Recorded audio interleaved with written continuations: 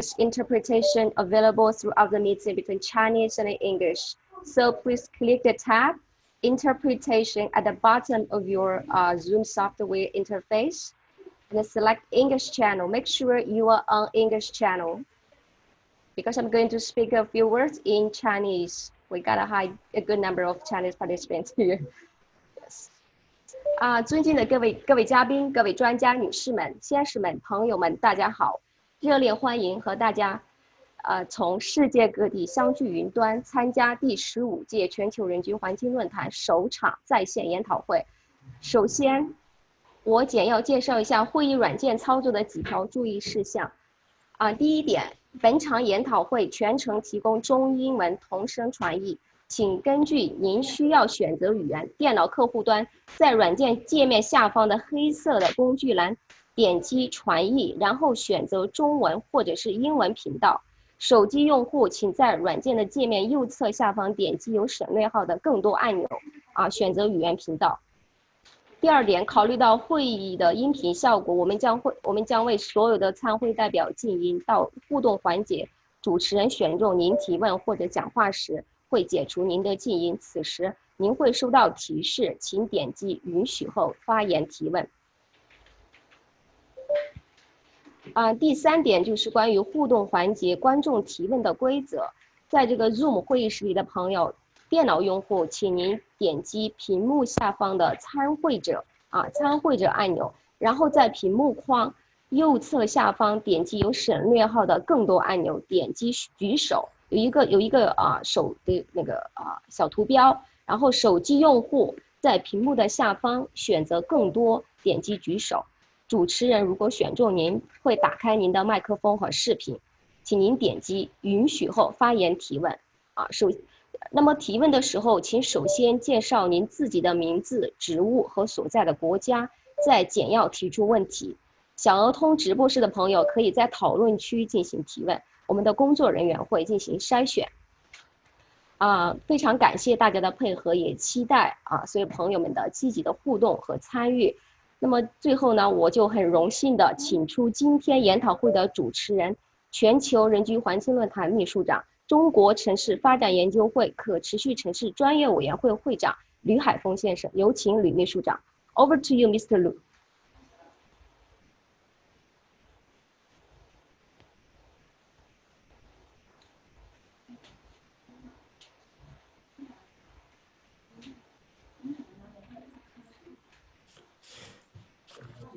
Can you hear me? Sorry, Jack. This is. 有请吕秘书长。Can you hear me? Floor to the moderator. Yes.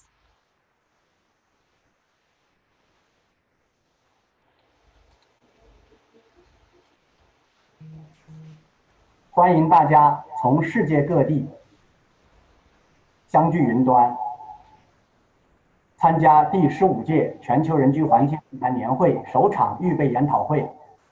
我谨代表本届论坛年会的组织方，对各位的光临和参与深表感谢。我也很荣幸能主持今天的会议。首先，我介绍一下会议的背景和目的。新冠病毒疫情肆虐全球，导致人类蒙难、社会停摆和经济萧条，被认为是百年一遇的公共健康危机和生态安全危机。国际社会迫切需要从这场危机中吸取教训，采取果断行动，携手应对挑战，促进经济社会全面复苏。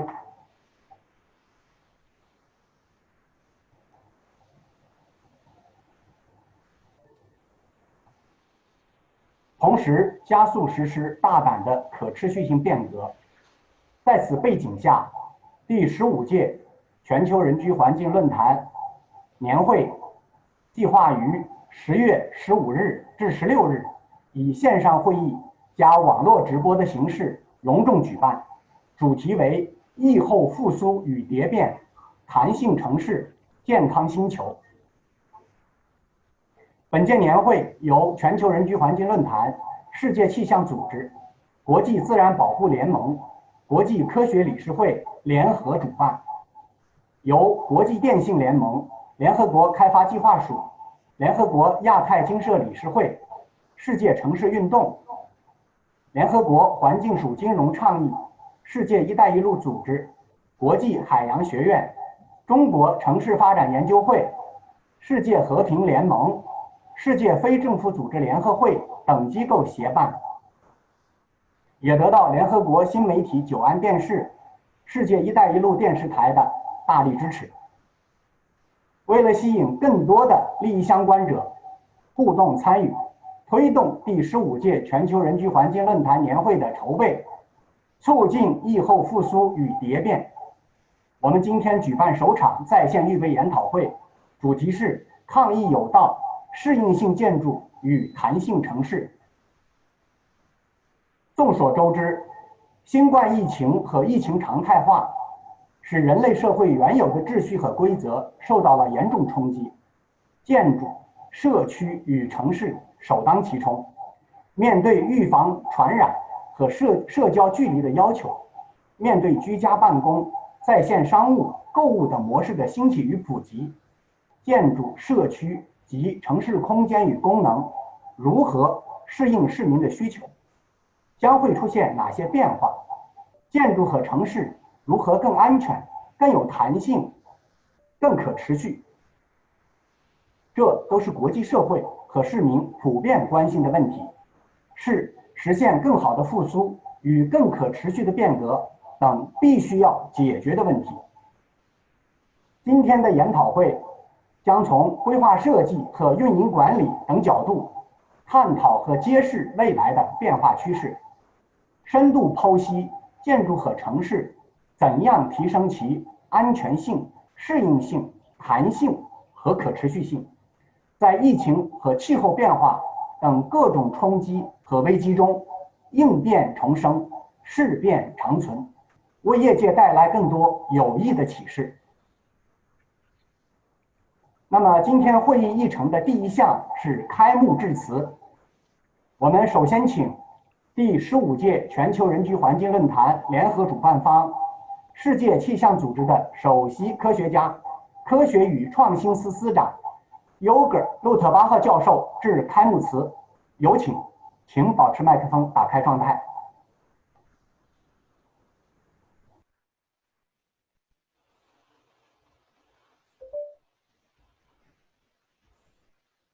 Thank you very much. Can you hear me? Yes. Great. So dear colleagues and friends from all over the world, in the name of the World Meteorological Organization, as co-organizer of this 15th Global Forum on Human Settlements 2020, it's a huge honor for me to open and welcome you to the first preparatory webinar with a lot of interesting talks and also very attractive program. Natural disasters, economic crisis,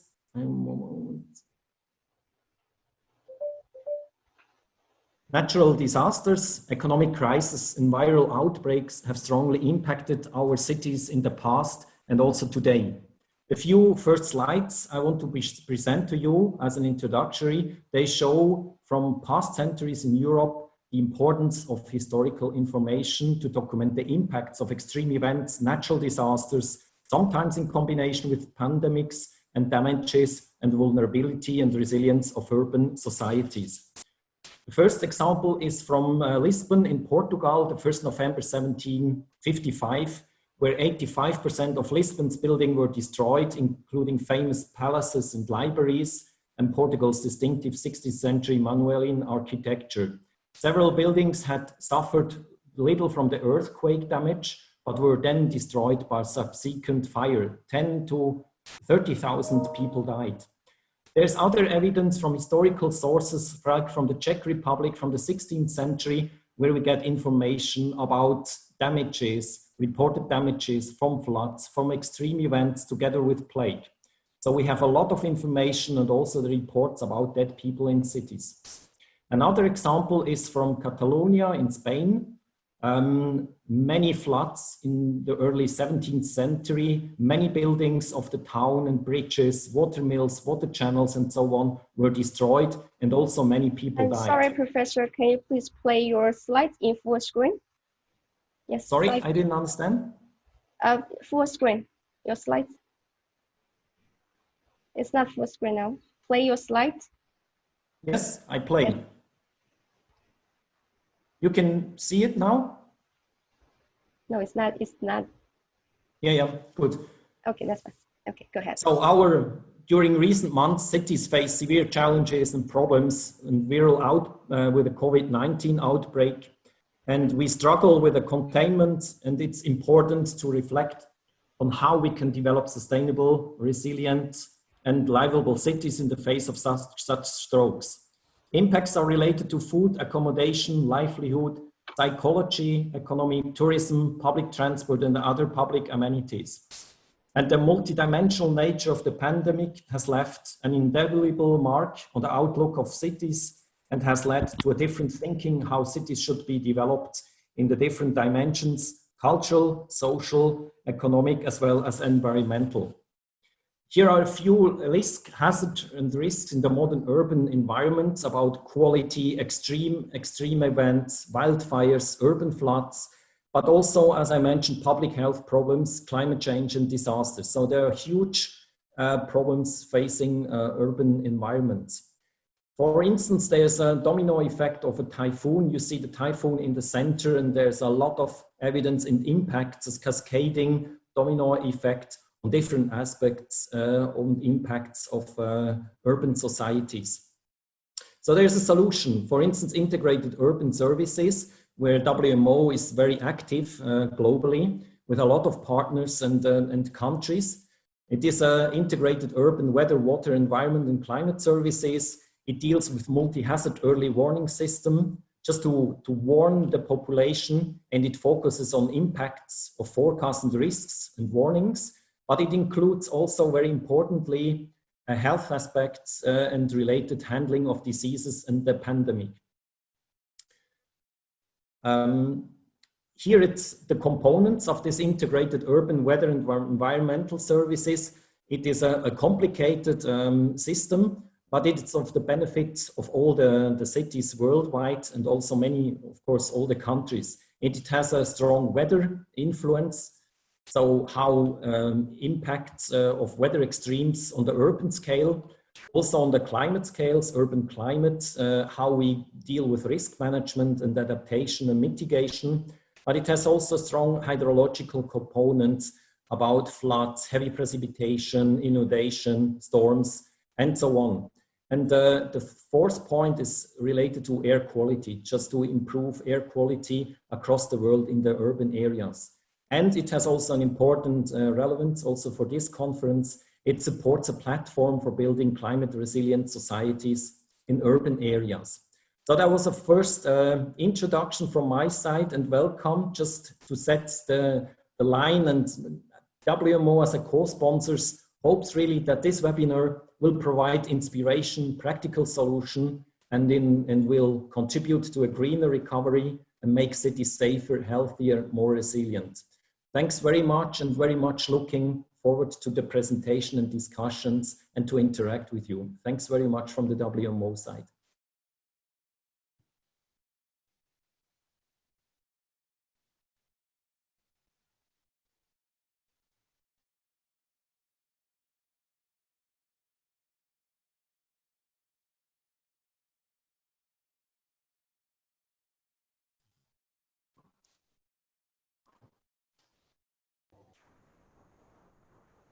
感谢尤格路特巴赫教授的精彩致辞，也感谢世界气象组织对全球人居环境论坛的大力支持和合作。接下来，我们有请特邀嘉宾联合国人居署城市发展部负责人施普拉纳兰苏利博士致辞，请保持麦克风打开状态。Thank you so much. I hope you can hear me. 我们可以听到。Okay, very good. Thank you. Good morning.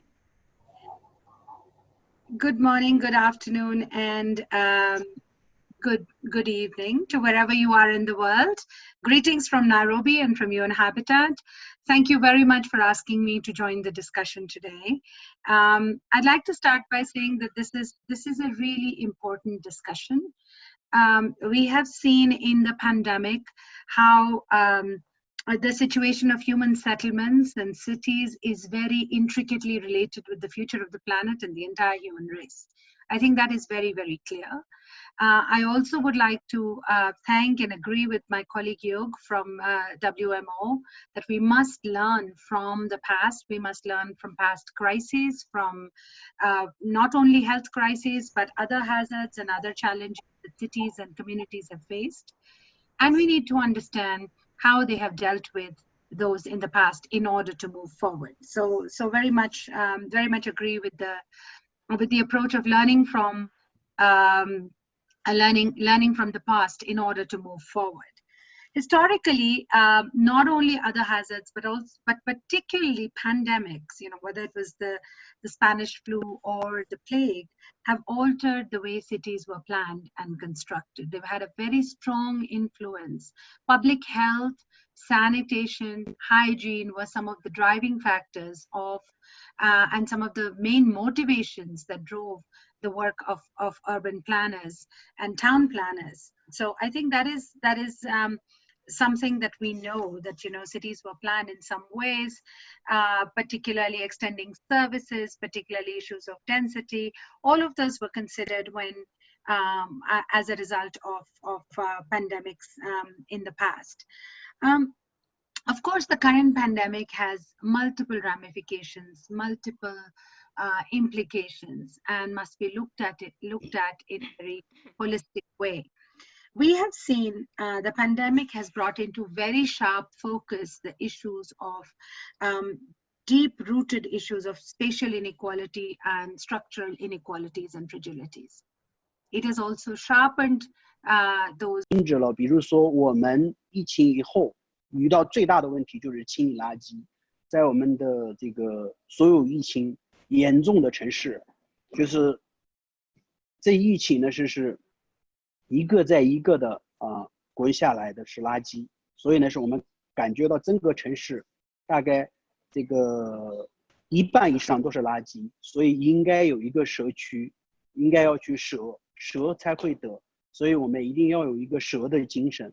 所以呢是今天呢是跟诸位我所讲的是希望能够大家记住，就是慈悲喜舍4个字。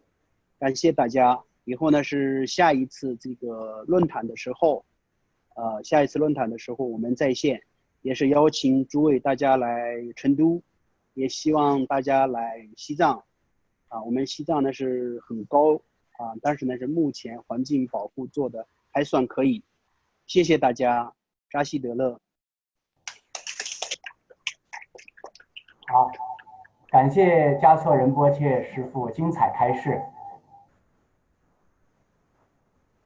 谢谢，谢谢。那么接下来我们进入会议第2项专题演讲。我们很荣幸的4位知名专家和大家分享他们的研究成果和思考。同时呢，今天我们也有数万名的观众热情参与，因为我们这个在线会议是向全球直播的，有好几个直播平台在同时把我们会场的情况直播到全世界，所以我们鼓励观众与演讲嘉宾积极互动。那么所以呢请各位4位演讲嘉宾在分配的时间内完成你们的演讲配合我一下，然后留出时间来呢，我们和这些热情的观众进行互动。我想呢，这也是我们在线会议的一个特点。那么首先我们邀请第1位专家演讲，这位专家是联合国环境署国际资源小组专家，世界银行顾问，城市规划师和设计师，法国巴黎城市形态与复合系统研究院院长，国际绿色范例形成标准 3.0 首席专家薛杰博士。他演讲的题目是新冠疫情加速创新，实现未来智慧绿色城市。有请薛杰博士，请保持麦克风打开状态。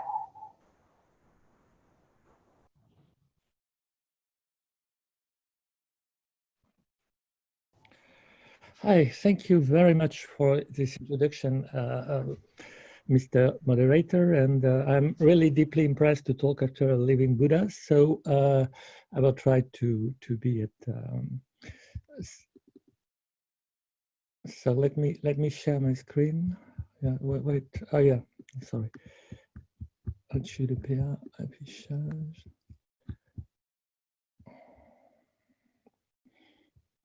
Yeah.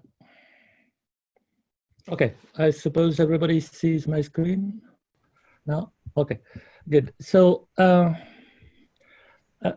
world is really facing a crisis, but every crisis has transformed the world. So I'm going to show a picture of a possible future, which is going beyond the crisis, and what will be the next world actually. And the next world, innovation will have been accelerated by the crisis. We see a shock of global scale, and we see already a change in this continuous shift in the preferences of individuals as citizens, employees, consumers, a different balance between the roles of the state and the roles of companies, where the states are called for saving the economy and saving the people, and not just the big companies. We see also a trend very strong where we are a demonstration today, which is a death of distance, which is something which was already possible 10 years ago, but even last year we would have had a big meeting somewhere, bringing people with planes, and we could have been working remotely from home for the last 10 years, but we didn't do it. And suddenly it became, we could have educated people and students everywhere. We could have made high-level education available online, not only to classrooms, but to thousands of people at the same time, attending courses at a high level in high-level universities, but we didn't do it. And we still don't do it, by the way, because we sell education. American universities, they sell education. They're not going to open education to everywhere online. E-commerce, same story. Acceleration of the change. Telemedicine sharply on the rise, and likely a long trend to continue after the crisis. So this is changing, accelerating what was already happening, with some changes, by the way. Automation, yes, accelerating. According to the Brookings Institution, over the 3 recessions that have occurred during the past 30 years, the pace of automation has increased during each. And greater automation was already occurring before COVID-19. And in late 2017, so before the COVID, McKinsey was estimating that 60% of all jobs all over the world will see 30% of their tasks automated, affecting 400 million to 800 million jobs. So we have at the same time a shock on the jobs, which calculated 300 million jobs have disappeared during the COVID crisis, 300 million jobs globally, and 1,600,000,000 jobs have been affected by the COVID. And now we will see an acceleration of automation, which will destroy more and more jobs. So that will be, and we see a recomposition, and I will not comment this because I have no time, of the market capitalization, where telemedicine, digital tech companies don't see the market capitalization reduce that much. And traditional sectors like oil and gas, air and travel, commercial aerospace, automotive and assembly has seen as early as March the capitalization decrease. What we see also is a rise of the East, with Asia Pacific recovering faster and stronger than any other area in the world. China is expected to recover by the beginning of 2021, and the UK is expected to reach the same level as 2019 only at the end of 2023, and France and Italy only in 2024. So it's a 5 years long economic crisis, and it might last even more if the COVID is not contained and comes back quite regularly. So we'll see sectoral shifts, we'll see geographical shifts, We will see technological shifts. We will see probably technological decoupling US-China, which was already there, accelerating. We will see shift to digital work, education, logistics, fabrication with 3D printing. We will see an increasing, we have at the moment 500 million enterprises at risk all over the world. And we will see increasing divergence between digital wealth creation, which has the potential to add the equivalent of China GDP by 2030. Digitalization is a market of more than 15,000 billion, so US dollars, so 15 trillion US dollars. It's bigger than China GDP. So digitalization is just like creating another China in terms of economy. And it is expected that China will take half of it, half of this market. So China will grow, the US will grow half of China, and the rest of the world, we don't. So we will have this huge digital divide accelerated by COVID. So this is a sunrise in the East scenario. Sorry, I'm doing it on the other computer. So digitization, decoupling of the connected world, widening performance gap. Some companies, digital companies in China are hiring people by dozens of thousands. Consumers growing up, stakeholder capitalism. So this is already what we see with China reopening. Exacerbation of inequalities, acceleration of the transition to the future of work. This is what I have been explaining. As was also explained by UN Habitat, a great divergence between neighborhoods. You see in New York or in London, some neighborhoods have twice the rate of COVID cases per inhabitant than other neighborhoods. So it's not just when you see New York, Manhattan is twice as less affected than the Bronx or the South Brooklyn. It's not a question of density at all. It's a question of poverty. And it's not, in some cases, it's not even a question of overcrowding. There is more overcrowding, but the Bronx or South Brooklyn is not Dharavi slum in India, which is containing the spread of the COVID better than the South Bronx or better than many neighborhoods in New York. It's really a question of the way people interact, of hygiene, of social behavior, of self-discipline of the population. And it's quite a complicated issue where you have a link with poverty, exclusion, and spread of the COVID. And in some societies where even you have the overcrowding, which is not good, by the way, you can't control the spread of the disease because there is much more civic behavior. So crisis responses, I'm not going to enter into the crisis responses, otherwise I'm not going to end up my presentation. But we need really to provide immediate support to the 1.6 billion workers in the world which are at risk affected. We have 500 million people who are slipping down into poverty. We have 50 million people slipping down into extreme poverty. We will have hunger. And describing that, we have not been good, except to China, at least in Europe, we have not been good to cope with the crisis with this interesting scheme here, where you see the way to observe. First, as French, we have been observing China. Haha, this is China. This is not going to happen to France. Then we have been observing Italy just nearby, and okay, not the virus will stop at the border. It will not affect France. This is just because we are Italians. So observation has been very, very poor. Orientation has been poor. Decision has been poor, and acting has been poor. So we need to have a much closer loop into observing, understanding, deciding, and acting. So this is the crisis management. But at the same time, we need to project the lessons of the crisis in the future and to rebuild a better economy and, of course, better cities.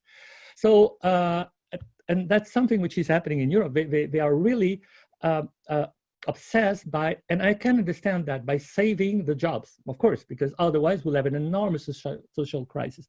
But at the same time, the world is investing 9 trillion US dollars in recovery plans for the economy, And we need to target them to green economy. We need to target them to digital economy, because this is the future, to digital education, because digital education can be good for inclusiveness, to green development and inclusiveness. And not just to save old industries that, by the way, are going, in a sense, to disappear. So the urban future seems to be like live local life, and we will have the neighborhood scale will become more important, because we need to find everything in the neighborhood, knowing that we are not going to we are going to work part at home. And something great is that we have discovered, at least for people who are on the good side of the digital divide, that we can think, work, link with people, learn, get healthcare, visit museums and exhibitions with paintings in a super high resolution, entertain, attend concerts, just remotely. We have the entire world just one click away. We had already, but now we have learned more also to interact with this, because before it was just consuming. Now we interact more with people, not just by chatting and sending things. So how can I go to the next one? Oh yeah. So what will be the cities of the future? They will be green, and we need to design with nature and integrate nature, and we need to create places for people. We need to enrich the existing. We need to make connections. We need to work with the landscape. We need to mix uses and forms. We need to keep on targeting carbon neutrality. We need to close the loops, material loops. We need to design for change. But does that mean that we need to forget the agglomeration economies, come back to suburban life, and forget high density? So there is a big misunderstanding. I'm working on UN environment neighborhood planning and design guideline. There is a big, huge misunderstanding about density. Hammarby Sjöstad, good eco neighborhoods demonstrate a high density, 15,000 people per square kilometer and 7,500 jobs can lead to this type of urban landscape with a lot of good amenities, water, green, weaving green into buildings at all scales. And the pictures I am showing there are just 3/4 of the density of Manhattan and of the density of central Paris. They are high density, and the type of high density we recommend. High density with nature. And this is the type of life neighborhoods should offer. Not just impressive plazas, squares. This is what public space is. This is what the commons are. Greenness everywhere in the urban fabric. And you have densification plus greenification. I'm going fast. It's Rotterdam topics. Densification should still keep on going, moving forward, but with greenification at all scales. I'm going to go fast on that because so integrating layers of green for cooling the urban fabric within the streets, and then you can have this type of mixed use compound. It's a kampung. It's a recreation of a traditional kampung life village in Singapore, where they ask for greening. And Singapore is super high density. Singapore is 18,000 people per square kilometer. It's about the same density as Manhattan. But the requirement is to green more than 100% of the site. So the green in 3D. And here you see, this is a garden at the 4th floor. And then you have a farm, a communal farm on the roof. And then you have a health center here. So I'm going to finish. So this is a landscape, and this is a life, and this is not happening at the ground floor. This is happening at the 4th floor. So green, and then smartness. We have unprecedented opportunities to create efficient mobility, efficient, agile, and smart energy, optimize data and territories, deploy Industry 4.0, develop business and enterprises for smart data, improving competitiveness, making everyday life easier in a sustainable world.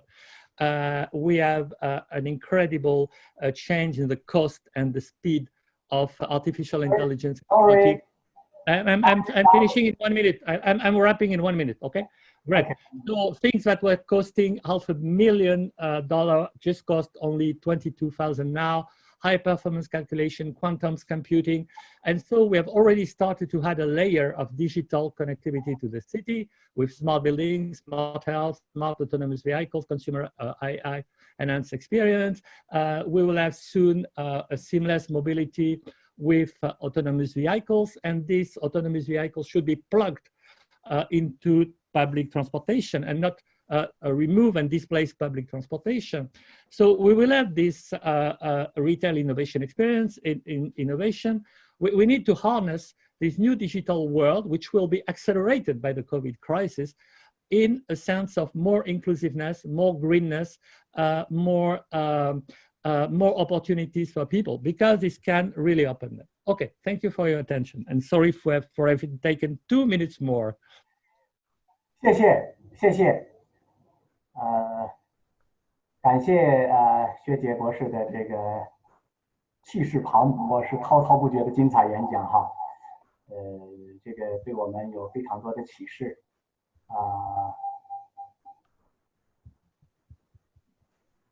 下面接下来我们有请第二位专家演讲这位专家是国际知名的建筑师适应性可持续建筑领域的先锋人物，当代仿生建筑代表作津巴布韦东门中心首席设计师 Mick Pierce 先生。他的演讲题目是基于自然的解决方案适应性建筑设计。有请 Mick Pierce 先生，请保持麦克风打开状态。Hello, everyone. Right, let me start the video. Here we are. Share screen. Okay, I'm just trying to find my.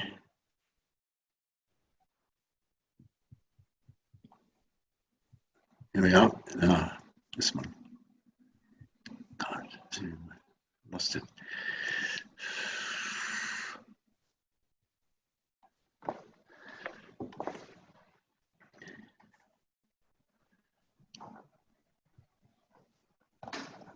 Right.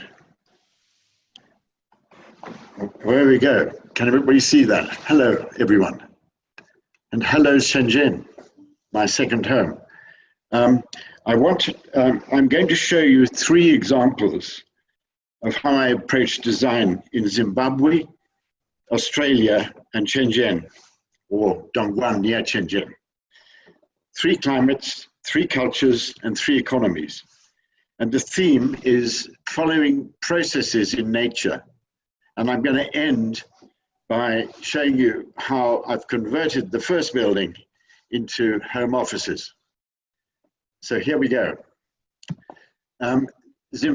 Africa has 2 crisis zones, and Zimbabwe, where I come from, is in the middle of one of them. And it is going to mean movement of huge numbers of people in search of food, jobs, and security. So there's political as well. This is the first building. It's Eastgate in Harare, and it is an office mixed development with shops. You can see that it's different from most buildings. It has chimneys. The chimneys were inspired by termites, and the termites have a very good system going where they change their operations to suit the seasons. This is what happens in the hot season when they have difficulty breathing underground, and they build these chimneys. And the chimneys are built to optimize air movement. So they know how to link their building operation with something happening in nature, a force in nature. And I studied this, and I got very inspired. The form of the top of the chimney optimizes the movement of air across the surface of the ground. So they definitely follow the air movements. And this is a great inspiration to building a building which copies not the forms so much as the processes. Here we have the building. And you can see what I'm doing is using night air to cool the building down and drive out the heat from the previous day. This is a purely office building at the moment. And I'm using the chimneys to help the fan power and reduce the energy. And this is how we built it. We built it with these thermodynamic floors, which capture the cooth from the night before and impart it. So it's not air conditioned. It is simply naturally ventilated using fans only. And the offices have extreme surface area to absorb heat. The outside of the building copies the prickly bodies in the desert cacti because they are very inefficient at absorbing heat during the day and very inefficient at dispersing heat at night. So a prickly building is what I ended up with. So you can see how these natural forces change the architecture. And we added plants because that increases the surface area of the building enormously, as well as shading the windows from the direct sun. And the inside of the building has a street covered, and we've placed all the vertical transport systems suspended from above over the public street. This helps reduce the area inside the building, and which is area that volumes that don't need any sort of environmental control. And we ended up with the yellow, which is a huge saving in energy. The strength of this took me to Melbourne, where I designed this building, different climate, different economy, and different culture. The front western facade opens and shuts with the sun. Inside the building, it's very popular now because with COVID-19, there is no recirculation of air in a fully air-conditioned building. The air comes in at the bottom, under the floor, and it rises up and is extracted at the top. It's called displacement ventilation. And the air is not used for cooling. We cool by radiance on the curved ceiling. And that is cooled by opening windows at night. And inside you can see these panels which are filled with cold water, and they absorb heat. The outside, again, like Eastgate, copies the termites. This is in the north of Australia, which are thermodynamically designed in the same way. Prickly forms are better at cooling and getting rid of heat at night. The surfaces on the outside are covered with plants, and the balconies for people to walk out on are also light shelves for bouncing light into the building.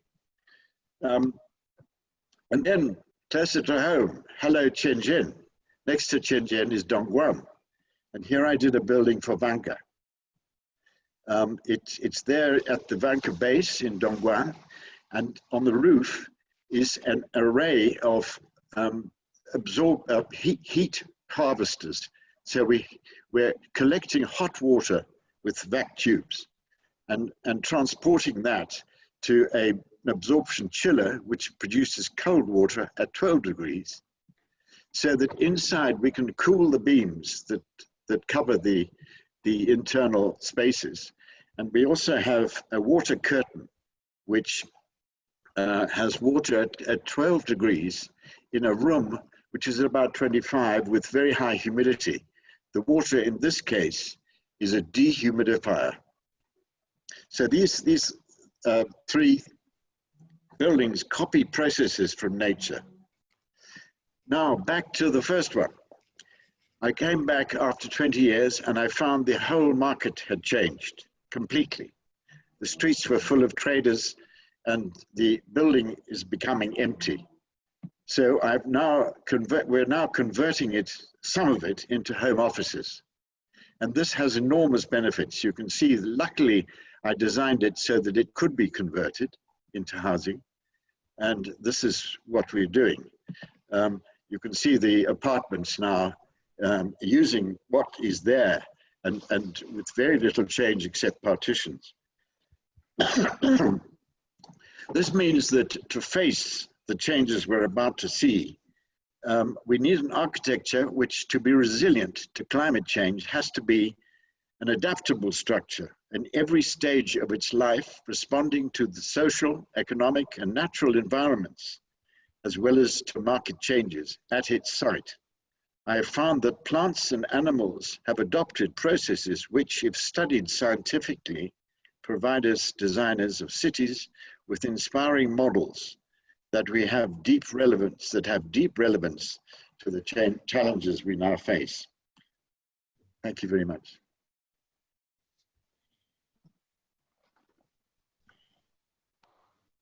Am I under the 15 minutes? I think I am. I've got 3 minutes to spare.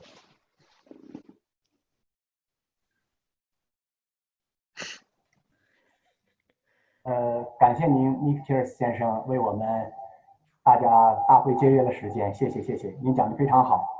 这个基于自然的解决方案来为我们的建筑设计提供灵感，应该是我们未来城市这个提升安全性、可持续性和弹性的一个重要的方向。我想这些对今天参会的人士都很有启发。接下来我们有请第3位专家演讲，他是教授级高级工程师，清华大学深圳研究生院兼职教授，招商局集团孵化器厘米空间的创业导师，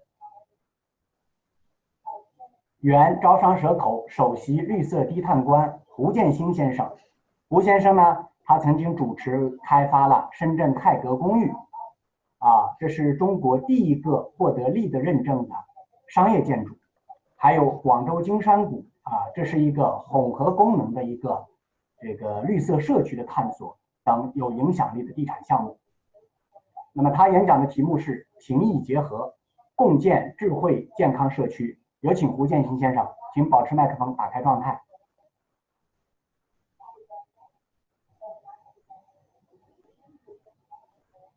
谢谢主持人。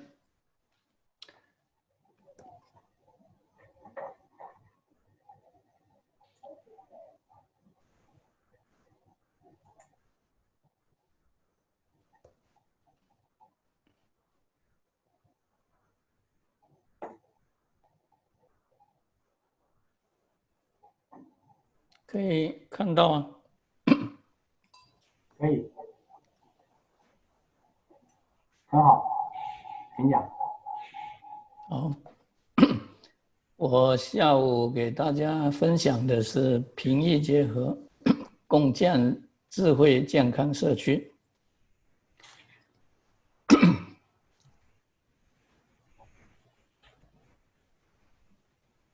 这个我会分3部分来给大家做一个分享。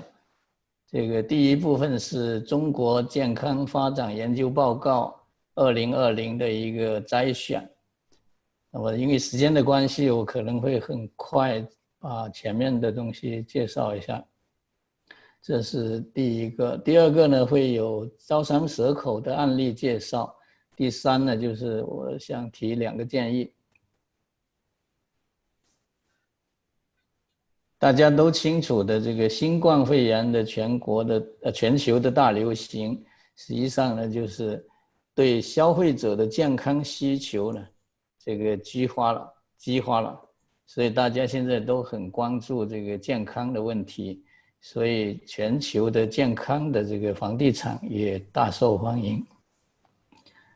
所以健康建筑是刚需，不是改善了。那么左边这个图呢，就是这个报告的这个编辑者呢，根据马斯洛的需求层次模型，把客户的需求特别关注的这些词汇的频率，把它做了一个这个分析和这个排列。比如说零接触的问题啊，这个通风的问题啊，这一些就是大家非常关心的问题。那么影响我们的居住健康的呢，不仅仅是病毒，那么还有我们的室内外的空气污染啦，我们的这个抽烟带来的问题啦，这过度饮酒带来的问题啊等等。那么因为这次疫情呢，实际上呢，全国的房地产商呢，大家都在梳理和总结和更新他们原来的健康建筑的战略。那么这里呢，这个编辑者呢罗列了20家房地产企业在健康建筑方面已经有一定的工作基础和经验的公司，他们的这个战略的简述在这个表上有了。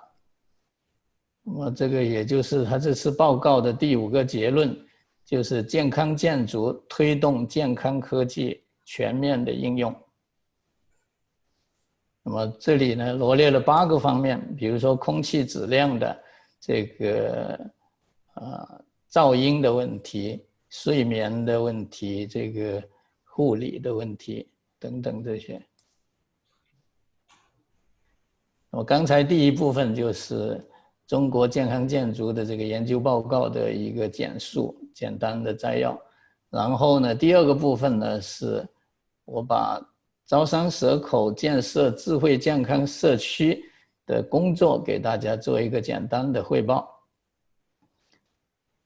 这里头罗列了呢，就是这个疫情发生之后，这个对于防疫接触传播引发的产品设计的4个新问题，比如说入口的测温问题啊，电梯按钮问题啊，快递的收发问题啊，还有垃圾问题啊。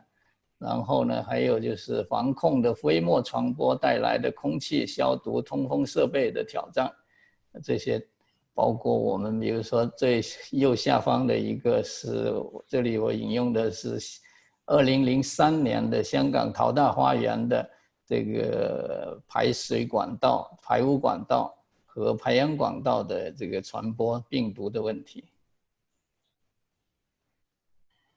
那么这个招商蛇口呢，也对客户做了一些大量的问卷调查，这里是有效回收3614份的答卷，那么梳理出了对这个住宅健康技术的得分的情况，还有智能家居的得分情况，还有智慧社区的得分情况。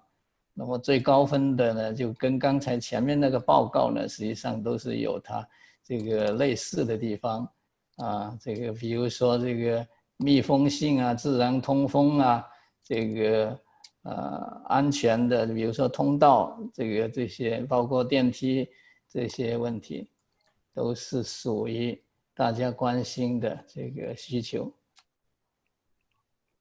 那么根据这个客户的调研结果，然后呢，招商蛇口呢提出了4线的基本配置加 X 线的可选配置，组成了这个健康科技的这个应用技术。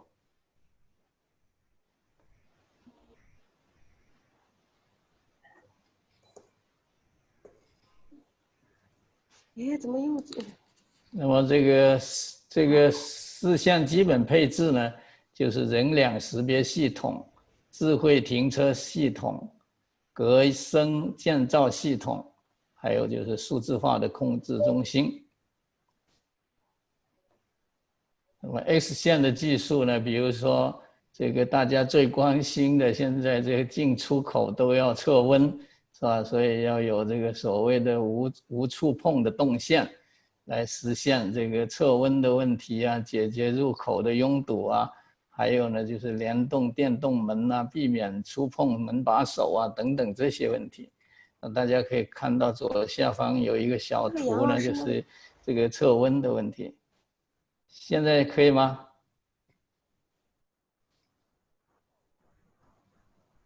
可以继续，吴总。没问题吧？这个也是这个无触碰动线的问题，就是包括进出闸口啊、进出电梯啊等等。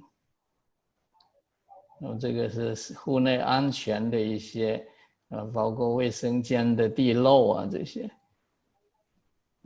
这个也是室内的健康，这个有净水啊，这个直饮水，这些问题，还有就是新风系统，那么还有就是这个智能家居系统，这里头有这个所谓的招商智慧终端，就是在家里可以操控的，就是访客预约啊、社区监控啊，这个包括到家商城啊等等。那么这个最后呢，就是招商蛇口希望呢，通过这个携手供应商的这个合作伙伴来实现呢，这个住户的归家之旅无接触，居家生活更健康，智慧服务更安心。这个后面呢有一个小视频，2分钟给大家直观的看一下。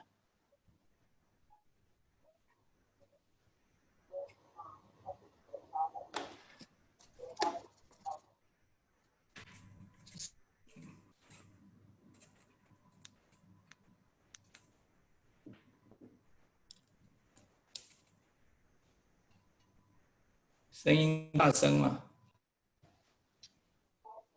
没有声音，视频没有声音出来。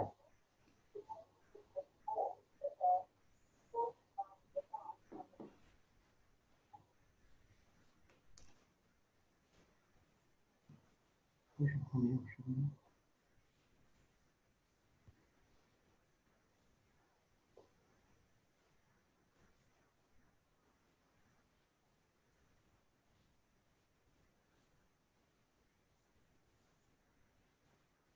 只有画面，没有声音。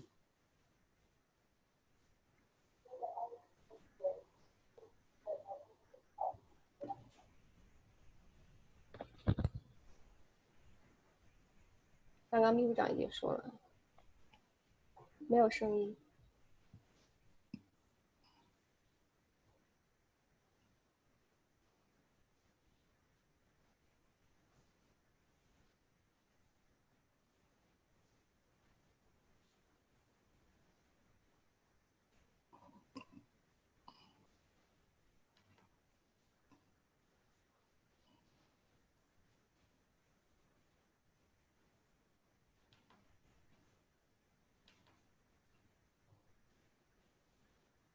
郭总，您取下耳机试一试。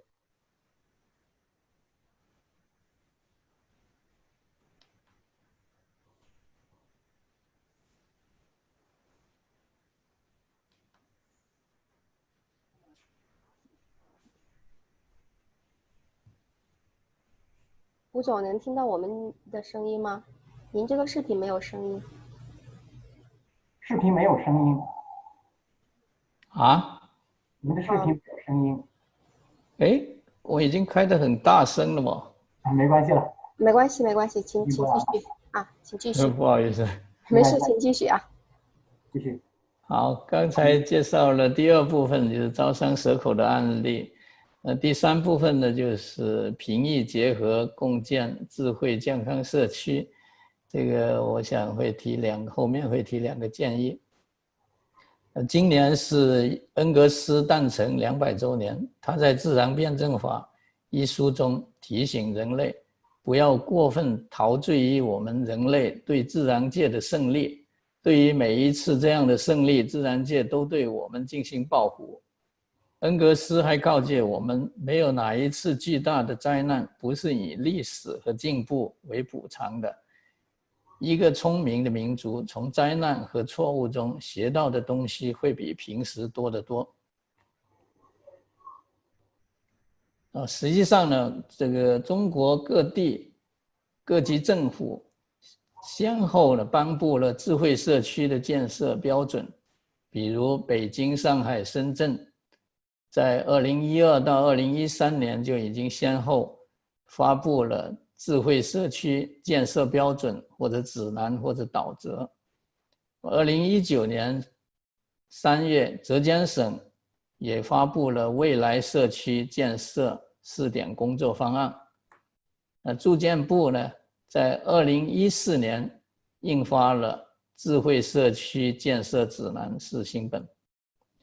国家标准智慧城市建筑及居住区综合服务平台通用技术要求，这个也是去年底这个发布的。那么这个今年的5月1号已经开始实施了。这个下面的左下图呢是住建部的智慧社区建设指南的这个框架图，中间这个呢是国家标准的这个 GB 38237的这个去年发布的这个标准的它的这个框架图，就是它的这个平台的这个框架图。那么右手边这个图呢是这个浙江省未来社区其中的未来健康的一个示意，那么这些都是已经有的工作基础。那么3大运营商，中国移动、中国电信和联通，还有3大 IT 企业，比如说腾讯啊、阿里啊、华为啊，他们也都先后发布了智慧未来、智慧社区或者未来社区的建设方案。这个呢就是腾讯的他们的这个框架图，然后这个呢是阿里的这个未来社区的这个蓝图。那么在这个今年4月份，这个国务院的常务会议呢也提出来，在去年的基础上，今年还要这个加大改造城镇的老旧小区。这个住建部呢最近就6月份也发布了2020年城市体检的工作方案，那么要对36个城市进行体检。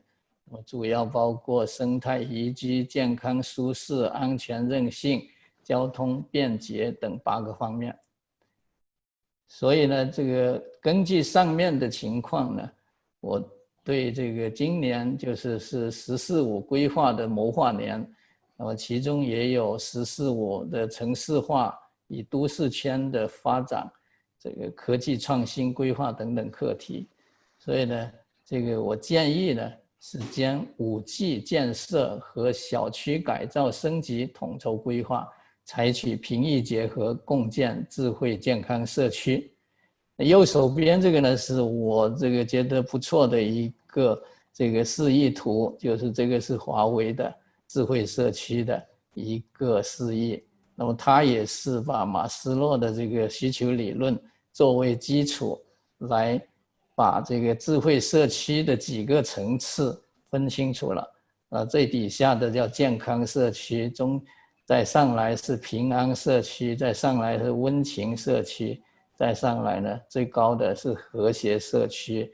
那么通过这4个层面来所谓叫促和谐保民生。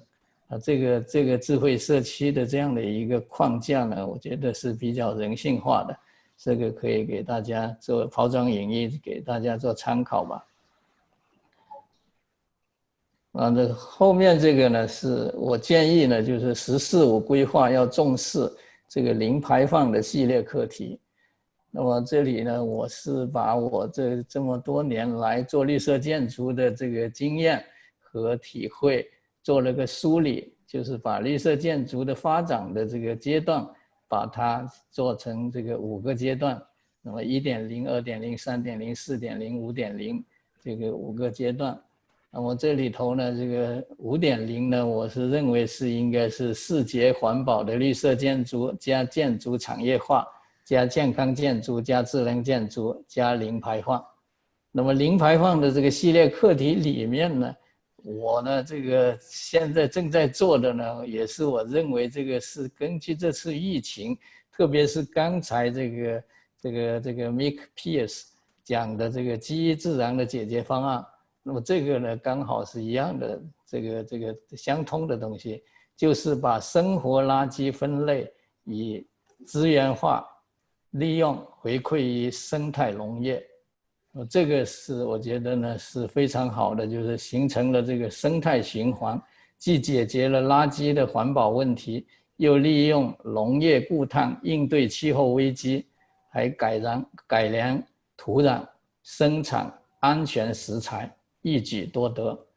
为了我们的健康星球，我们一定要把用于自然的解决方案，把有机垃圾及生态农业循环利用起来。所以这个是我提的2个建议，一个就是5G 建设加这个智慧健康社区，第2个就是零排放，其中特别是生活垃圾跟这个生态农业怎么结合起来的问题。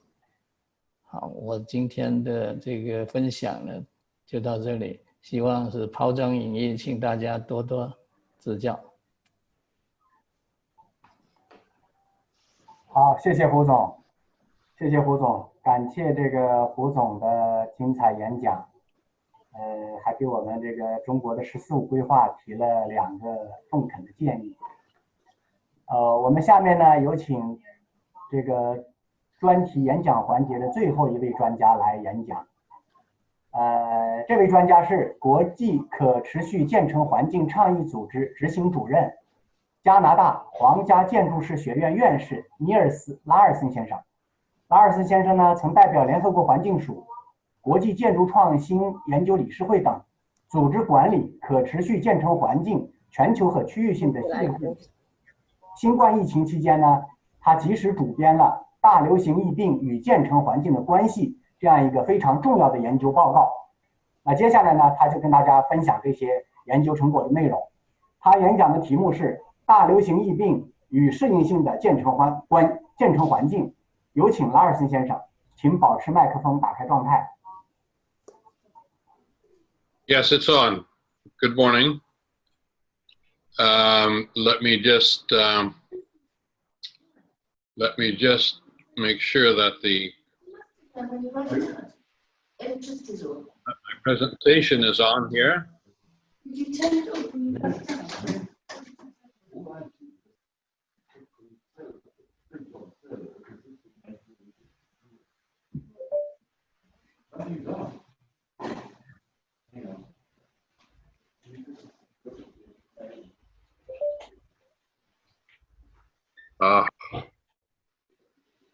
Can you please share your screen? Yeah, okay, yes, right. I did have shared screen on, but it disappeared, so. Have we got it there? No, not yet. Don't hurry.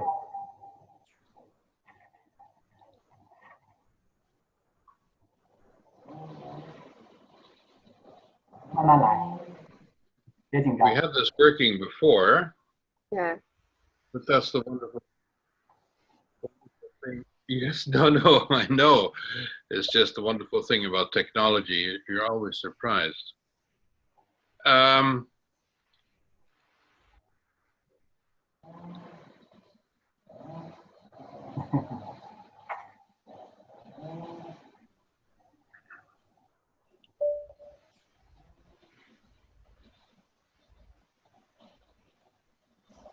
No, it's bringing up either my presentation or the Zoom environment. How can I get it into the Zoom environment? You open your slides first, and then you click share screen on the Zoom. Okay. Yeah. You have to share screen first, then we will see your slides. Yeah.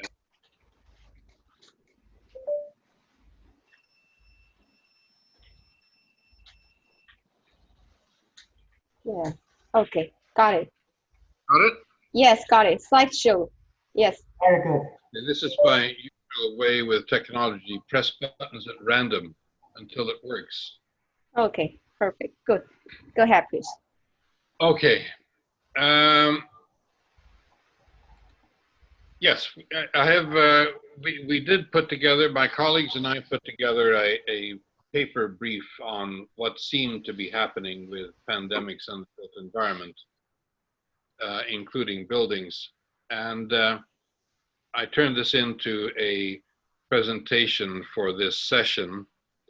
And I'm attempting to give an overview here of what appears to be going on and where we should go from here. I'll just minimize this there. The pandemic has made evident some important conflicts between pandemic health requirements and the ability to satisfy those in urban areas or buildings of various occupancy types. Some requirements can be met with changes in the way that buildings are managed or with minor renovation, but others require more substantial changes, which will not be easy to implement in the short run. So we have some short-term things which are fairly easy and some long-term things which are not. At the urban scale, it gets harder, and there are even larger questions of state or national governments taking up the task of post-pandemic reconstruction.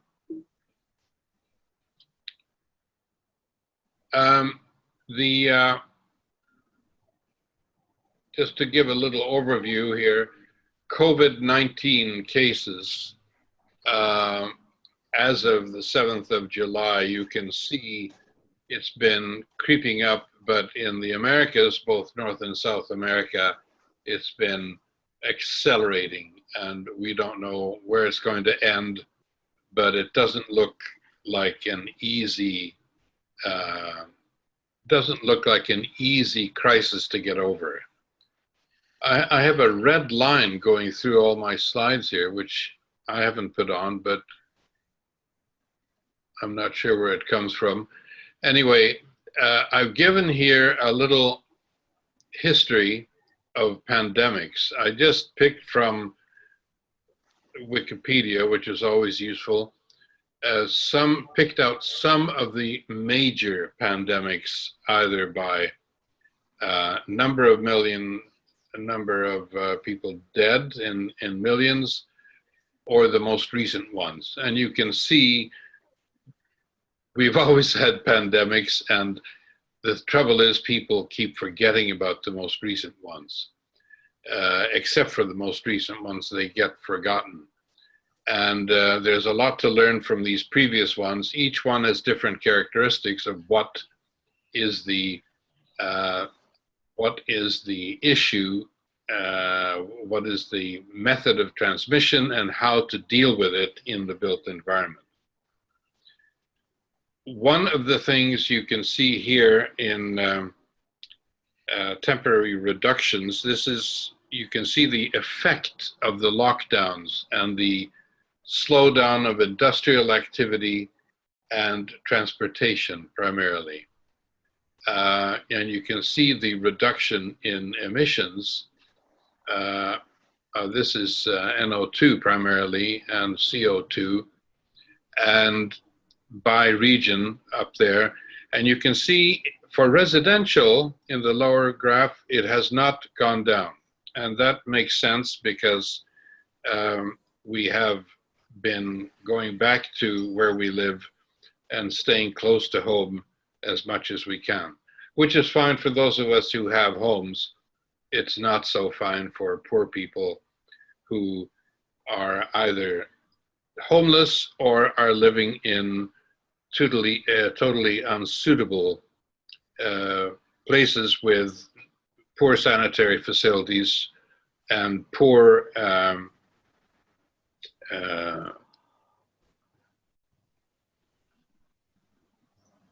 outdoor facilities as well. One temporary benefit has been, and here in China, you see from January to February, the clearing skies over China, which is not unrepresentative of other places as well. This gives us a glimpse of what we might achieve if we can deal with the climate change issues, air quality issues at the same time as we deal with the pandemic issues and the rebuilding needs. Now, what are the vulnerabilities of people in buildings under COVID-19 conditions? Some of the main issues are excess occupant density, and I totally agree. I went through some of the data on urban density, and urban density has nothing to do with it. But occupant density does, especially when there's not enough personal distance. It's also a matter of the contact time. In other words, if you're in close contact with other people for a long time, as for example, sales clerks are in shops, they're there all day, people come in and out. The customers coming in and out are not so much affected because they have a short exposure, but the sales clerks in there have a long exposure and they therefore have to be extra vigilant. It's also a matter of inadequate indoor air change rate and insufficient outdoor ventilation air. If you just recirculate indoor air with aerosols, that is a problem because you're increasing your exposure, time exposure to the virus. And of course, all this is related to management issues. And let me say again, although COVID-19 threatens the health of all of us, low-income groups with inadequate housing and working conditions will suffer most. These groups include essential workers in long-term care homes, in vital bus services, for example, bus drivers and so on. And they are making us all aware of how important they are to satisfactory life and healthy population. Now, what have been some of the trends occurring during the pandemic at the urban level? In the core, commuting of jobs has undergone a massive decline because of lockdowns. This has been largely balanced by a rise in home offices and remote work, all based on fast internet. Now that is only, of course, for the middle class that has a chance to do home officing. But these trends are leading to a major reduction of office space needs in core urban areas. Lockdowns are also causing the partial closure of commercial retail areas. It's uncertain what percentage of closed shops will again reopen, but because of the financial stresses, I think that it's going to be, not all of them will reopen. But this is also because of the simultaneous phenomenon of online purchasing, which keeps increasing. There's also reduced need for area allocated for vehicular traffic and parking because during lockdowns, we've seen the beneficial effects of emptier streets and reduced cars being parked on the roads, etc. Can we do this permanently? Well, only partially. COVID-19 has reinforced the importance of public open space, especially urban parks with trees and, of course, widely spaced benches. They have to be widely spaced these days. Other facility types of crucial importance are public washrooms. You know, I'm talking here about some very practical issues in addition to the broad scope issues talked about my previous colleagues. Major newspapers have noted the general decline in availability and quality of maintenance of public washrooms in major Western cities over the last 100 years. And this is especially the case in North America. The pandemic has brought this to a crisis point since cafes, restaurants, community centers, and libraries have been closed, and local residents are therefore unable to find public washrooms to relieve themselves. Urban transportation is another issue that is important and has been affected by the pandemic.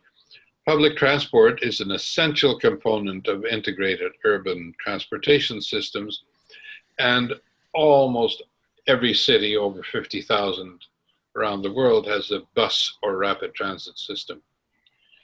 in many urban areas of developed countries, commuters are hesitating to use public transport during periods of pandemic outbreaks.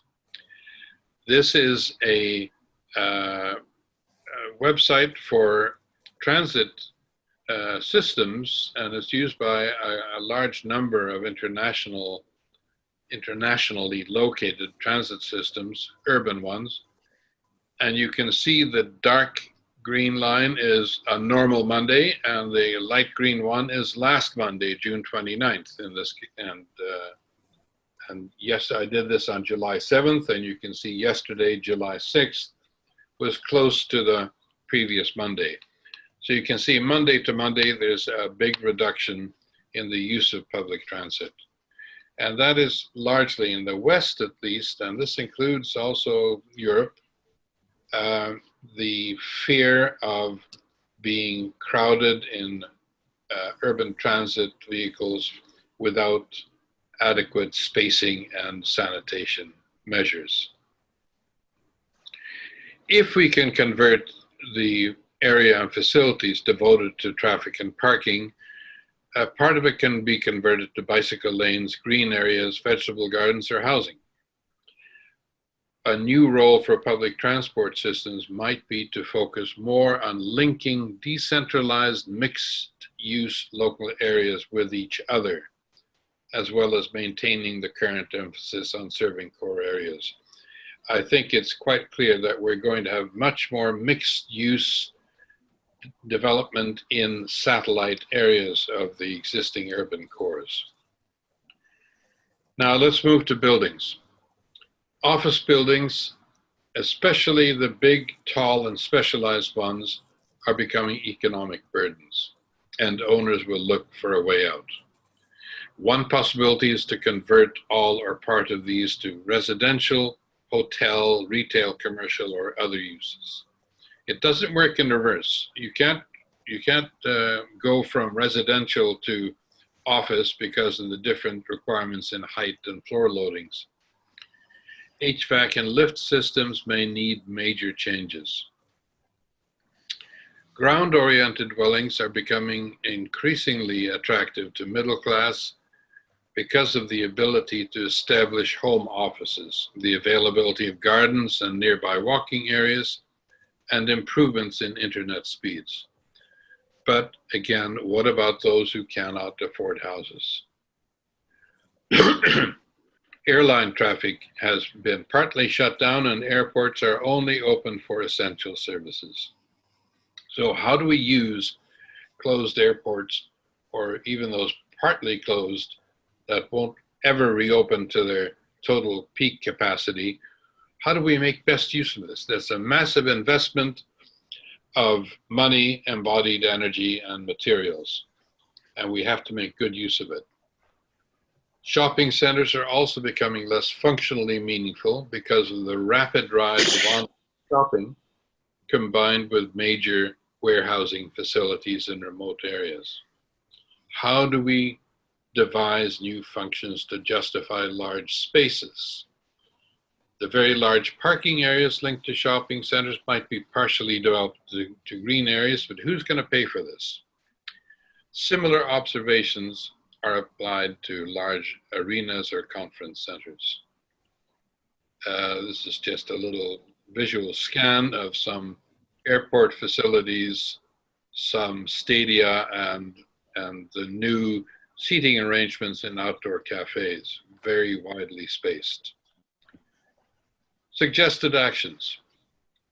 For all buildings and building systems, we need building entry and corridor spaces that facilitate a 2-meter safe occupant spacing.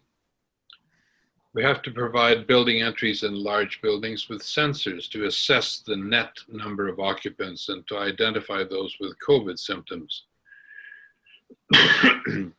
We have to ensure that washrooms that are accessible by the public provide enough area for safe distancing of toilets, urinals, and sinks. We have to provide in public washrooms floor-to-ceiling partitions for each WC, or to provide separate unisex washrooms in the same way that people have traveled very happily on trains and aircraft for decades in unisex washrooms. We have to reduce the maximum passenger capacity of lifts or increase the number of lifts or lift capacities to ensure that passengers are spaced with roughly a minimum of 3 square meters per person. We have to give priority to natural or hybrid ventilation systems, such as that very nicely described by Mick Pierce, and ensure rates of 4 to 10 air changes per hour, depending on specific occupancy type. Where mechanical ventilation is necessary, we have to provide systems that are designed to allow installation of HEPA filters. And you notice I don't say you have to install them right away, but you have to be able to install them. And the ability to run on 100% outdoor air. And we should, while we're doing this, while we're upgrading ventilation systems, we should make sure that air cooling is powered from at least 80% renewable sources. WHO has in the past provided some guidelines, and this is mainly for developing countries and hybrid and natural ventilation concepts. One of the things that we did in Canada in the 90s, I ran a program on high performance commercial buildings. And in that program, we developed something called integrated design process, and very simple concept for new construction. Go through a logical process from the beginning and first of all, challenge the client to say, is there really a need for a new building? Or can you satisfy this in an existing building?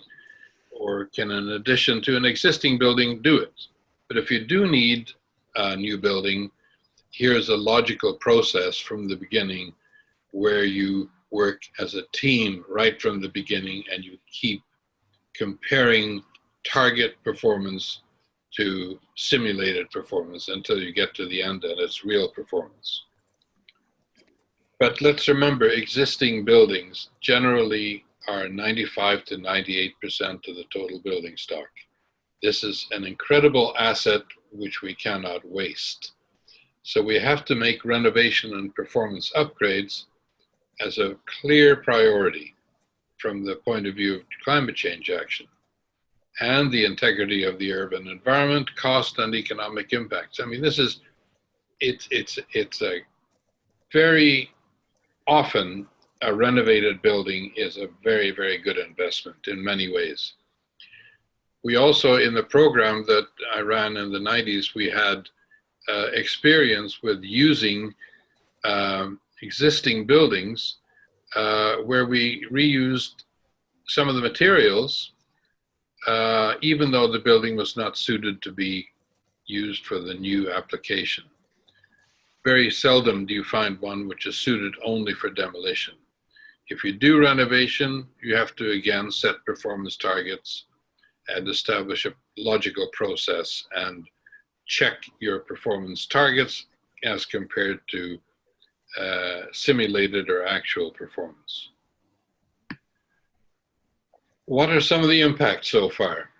Many middle-class office workers now have the option of working at home using video conferencing software, but others cannot use this option. It's not only poor people, homeless people who can't use it, but it's also workers in industrial or agricultural sectors with fixed plant and machinery. They have to continue to go to their workplace. And also sales clerks and support staff who have to provide their services as retail shops, dentists and doctors' offices and so on. And staff in bars, cafes, or restaurants when they are not locked down. But another social impact is that many low-income people, including refugee families and students, have found it to be very stressful to live in cramped lockdown housing with no private outdoor space. This pandemic has really placed emphasis or underlined the importance of having private and public outdoor space. Schools. Primary school students are being homeschooled, placing added burdens on their parents. Despite pleasures of working at home, some teleworkers have found this to be isolating and disruptive for working mothers if there are young children at home. Many secondary school or university students have been forced to participate by web conferencing systems, except for some courses that used fixed facilities and equipment. Here again, you have to go to the venue, to the physics or chemistry lab to do that work. What are the economic impacts? Doesn't seem to be very much so far on residential sector. However, job losses and increased unemployment means that housing will be increasingly unavailable for low-income people. For commercial real estate, the shifts in value will be highly dependent on location as well as building type. But it seems reasonable to me to assume that large, expensive, and specialized office or commercial buildings in downtown areas will be more vulnerable to reductions in value than smaller, simpler, and more flexible types in suburban mixed-use areas. Hello, sorry, Niels, the time out. Okay, I'll wind it up very quickly. Extensive lockdown. How much? 1 minute, okay? Yeah, sure. 12 minutes sounds good. Extensive lockdowns and commercial failures have reduced energy consumption and emissions related to automobile use. Similar sharp reductions in industrial activity have also reduced fossil fuel emissions. But reductions in both of these sectors are likely to be temporary and go back up to previous levels or almost previous levels. We need to deal with this while it's at a low level and make sure that the rebuilding process occurs in a more logical and way that's more sensitive to the climate change issues. We have to re-emphasize that climate change issues are inevitably a lower immediate priority, but it's a massively important one that has to be dealt with simultaneously. Given increases in ambient summer temperatures, there's likely to be a major increase in demand for air conditioning usage. That's usually provided by electricity, except if you're lucky enough to live in a McPierce building, I guess. We should therefore encourage research and development of innovative and radically more efficient air cooling systems. And we really have to work hard to reduce the amount of electricity generated from fossil fuels. That's not only air conditioning in buildings, but that's electric cars, lighting, and computer systems. When you plug in your electric car in Poland, you're recharging it primarily from very ineffective coal-produced electricity. Where do we go from here? Urban planners should take advantage of current economic pause to support new and renewed types of urban mobility. Building owners and managers and architects have to cooperate to make sure that the best use is made of buildings or those parts that will be surplus to requirements. We have to assess health risks in existing buildings and launch renovation programs to bring them up to current standards. At the same time, we have to improve energy, environmental, and functional performance. We should support the rapid transition from in-person public events to the use of internet-based video meetings, since this eliminates health risks for participants, reduces travel costs, and also reduces environmental impacts of travel.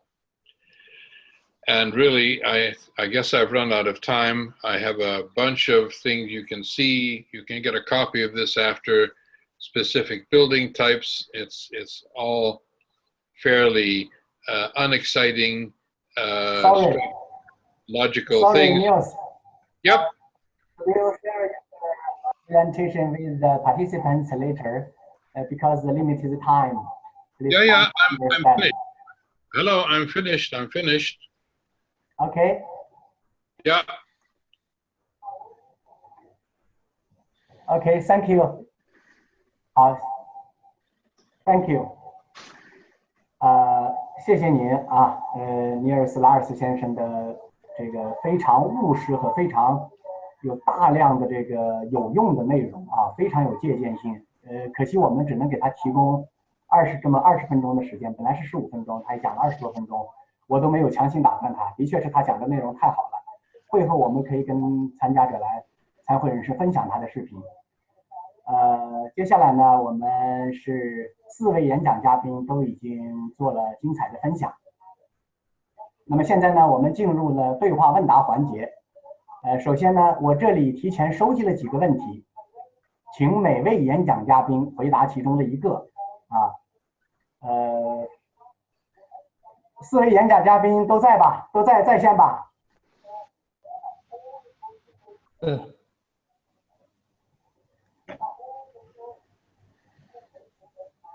？Serge, where is Serge? 薛姐你在吗？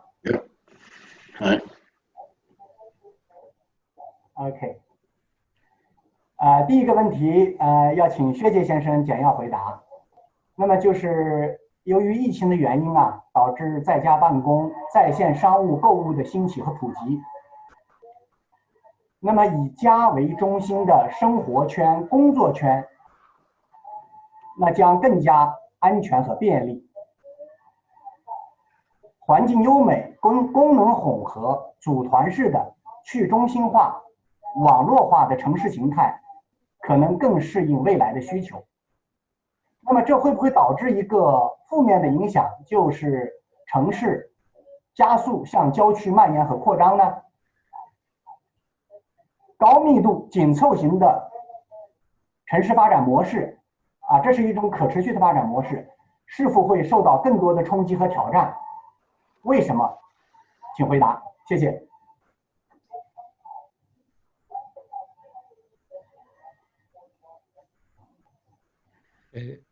Thanks. That's an extremely interesting question. I definitely think that depending where and the preferences of people, maybe in North America, but North America has not been a success at all in terms of at least the US, in terms of containing the COVID, while many people are living in suburban living. So, but that's also linked to the divide and to the poor and the ethnic minorities getting affected. Suburban life, most of the types of suburbs doesn't offer what is needed for this type of hybrid living. For one simple reason, suburban life, when it is just purely residential, it's just very much isolating people in a sense. And the fact that people are commuting to the center of cities with a vibrant street urban life and street life and shopping experience, at least that we have in Europe, makes that cannot imagine people living in suburbs as they are. And the second part of the question, we are writing with UN Environment Cities Unit at the moment, a neighborhood guideline.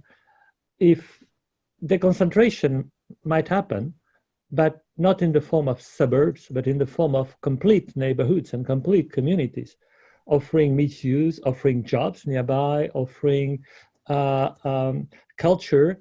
And I'm working also on a project at the moment in the Gulf, and what I'm trying to compare the density of amenities, the density of buildings. You know, just in Paris, in the center of Paris, we have 2,500 buildings per square kilometer.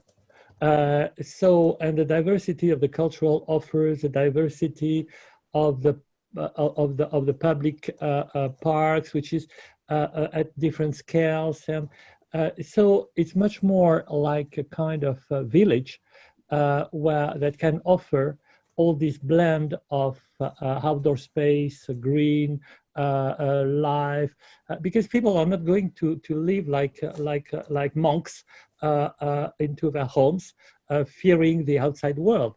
in any case, they might not commute to the CBD in the center of the city, and I fully agree with Niels on that, these huge towers are going to become more and more useless.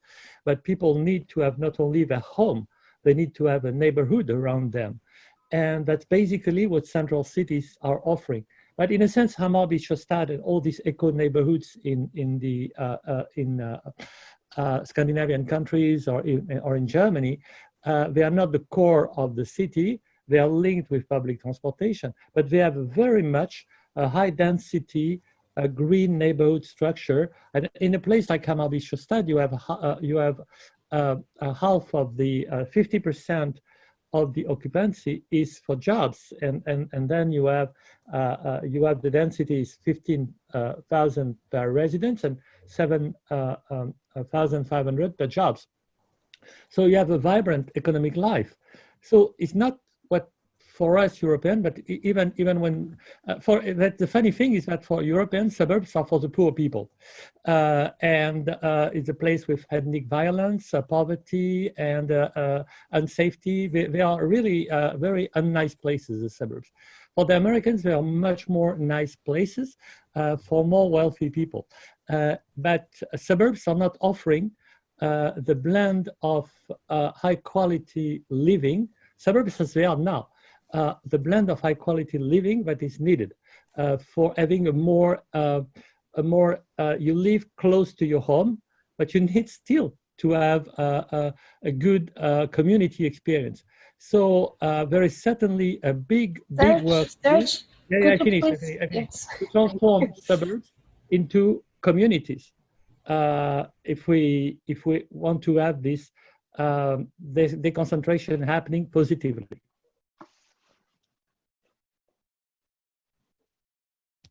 Sorry, I've been a little bit long, but that's done. So it's not moving to suburbs; it's moving to neighborhoods that can be not in the core cities, but that should be neighborhoods, not suburbs.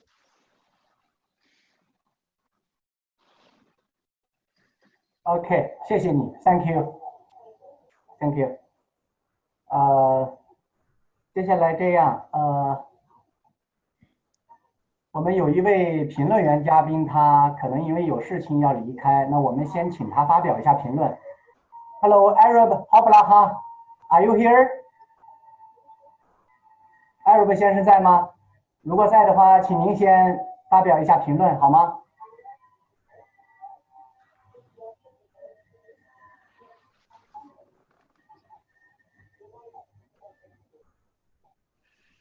？Arab 先生在吗？ I'm sorry for that. I insisted to speak now because I have a call in 5 minutes with the EU and I'm the one leading it. Good to see you all here and to listen to you. Allow me just to make, I will take not more than 2 minutes, which is allocated to me. Something that I have been saying to many UN agencies and private sector recently. I think this issue of the COVID and the pandemic is too serious to state what we have been stating. I'm sorry if I'm critical, Serge, Niels, Jason, they know me very well. We keep on just repeating the same recipe and we pretend that they will work now. I haven't heard, not only from you, but I can tell you even from the lead UN agencies, no one saying we did not achieve what we had to achieve. We need to learn why we did not make green buildings, why we did not make green cities, why we did not make responsible consumption and production. And now we pretend that thanks to the COVID, we will be able to solve this by just repeating the same recipe before. We should do, we need to do, and so on. The situation is urgent, so I can ask first why we don't learn from our mistake. We all know it here. We have been repeating the need for green building and green cities. We have a lot of programs and tools and so on. So far, 95% of the building, if not 99%, are built business as usual. We will be increasing waste and so on. And we all pretend that once the COVID issue will be sorted out, we will just build better. Why? It will get worse. We know that from the environment and waste perspective, it will get worse. I'm talking globally. I'm not talking Amsterdam or Copenhagen. So at the global level, I'm living in Bangkok. So we're not living in the same structure that you're thinking about. Waste plastic here is terrible. We are back in the metro business as usual, even if we all wear masks. And buildings everywhere, towers are going business as usual. And we have here a lockdown for the next 50 years. Something that people have to consider. Most of you consider that the digital area will solve the issue. Working from home will solve the issue. There will be much more social and community problem if we just go that trend. People cannot work from home when they are poor and low class. It doesn't help. So we are only looking for solution for the middle class and high level, and we forget 80% of the population that is poor, that cannot afford working from home without divorcing, without hitting their wife and husband, without hitting their children, and so on. This is what we call a system analysis in the sustainable consumption and production. Cities have to really consider that. And making a change, and I'm not referring to, I have referred to it, making a change takes time. You need a transition period to make the change. In 2 years, people will turn the page. There will not be enough dead to make the change work. The Spanish flu has killed much more than the COVID will kill. And we will have much more people dying from heart attack and other things just because they were locked down because of the COVID. Those social parameters have to be taken into account. And for building back better, let us first say why we did not do it before.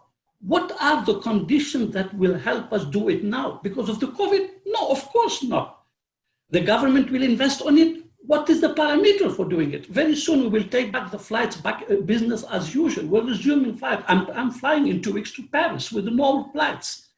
So let us please consider responsibility, and let us consider the real transition period needed for that. We cannot just take the old recipe and say, we should, we need, we can, we will. No, we need to say why we could not do it, why we did not do it, and what is needed to make it happen now.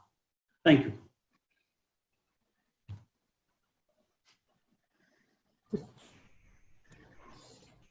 Thank you very much， 谢谢你 ，Albert。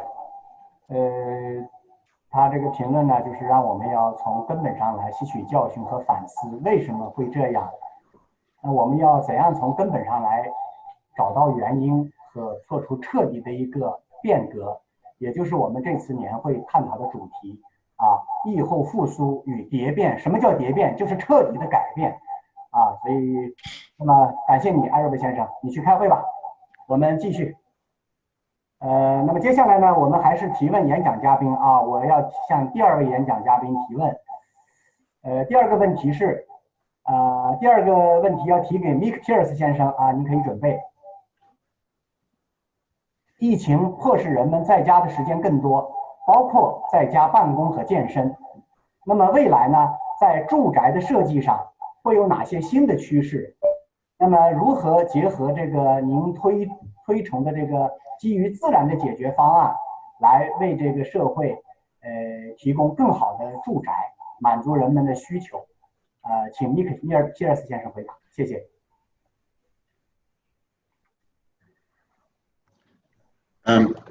Hello. I'm going to answer very quickly. I've done a lot of work on converting old office blocks in the middle of cities into housing or to home offices. There are enormous benefits. One, floor loads. When you convert office to housing, housing loads are half that for offices. You can actually put another 3 stories on top of a 10-story building. I don't do that actually, but you can do it. But there are all sorts of benefits there to real estate. the ground floor, when you've converted to housing, the ground floor changes. The retail becomes quite different. You need cafes, you need food outlets. So the whole structure of the retail system changes.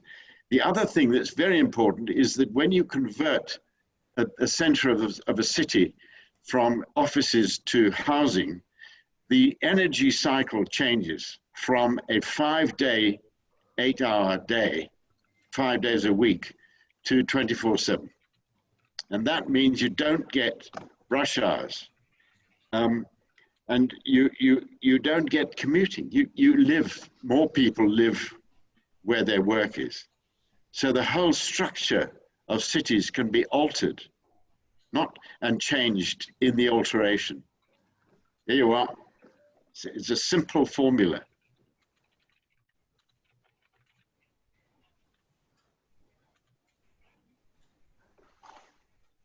I don't know where my comedian. Does that satisfy the question? I think so.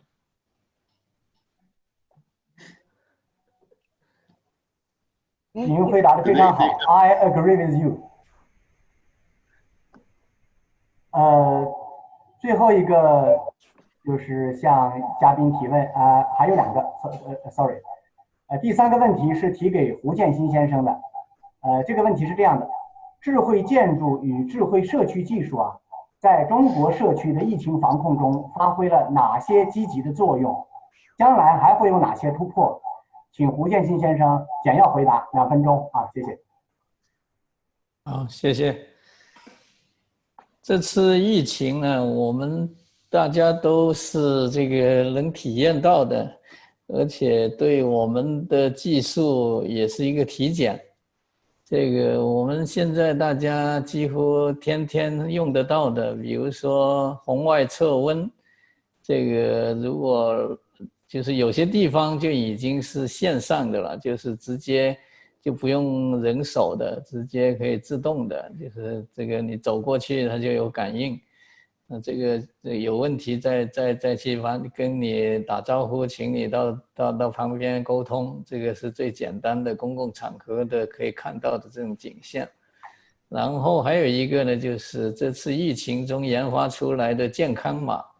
这个健康码，这个是我们如果出差到处去，或者要去某个大楼，经常在入口就要检查你的健康码，这个是非常有特色的。我相信这个在全世界是可能在中国是领先的。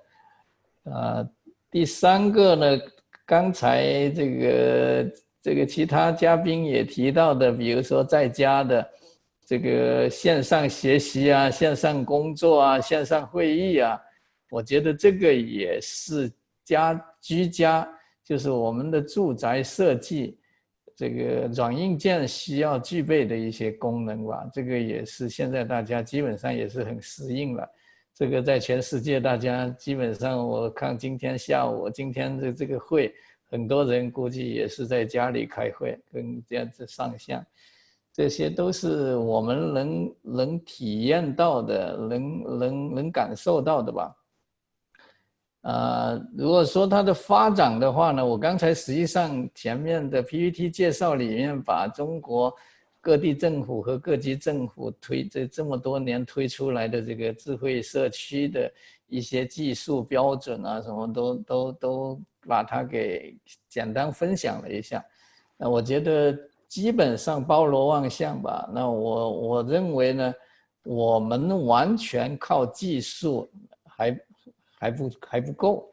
我认为呢，我们的设计里面的，我们的绿色建筑设计里面坚持的这个被动式设计是非常关键的。刚才的这个嘉宾也提到基于自然的解决方案，也提到比如说需要增加一些这个空间作为这种长期的防疫的这种空间。我觉得这些就是比如说通风采光，这是一定要比较好的。然后呢，我们在刚才主持人在前面介绍我的时候，我们那个广州金山谷实际上在10来年前就已经设计了这个叫入户花园，这次的疫情之后，这个入户花园是很受欢迎的，因为你可以进出家的时候，可以在那里换衣服啊、口罩啊、洗手啊，是吧？这一些一系列的一些这种防疫的活动，都可以在这个地方来。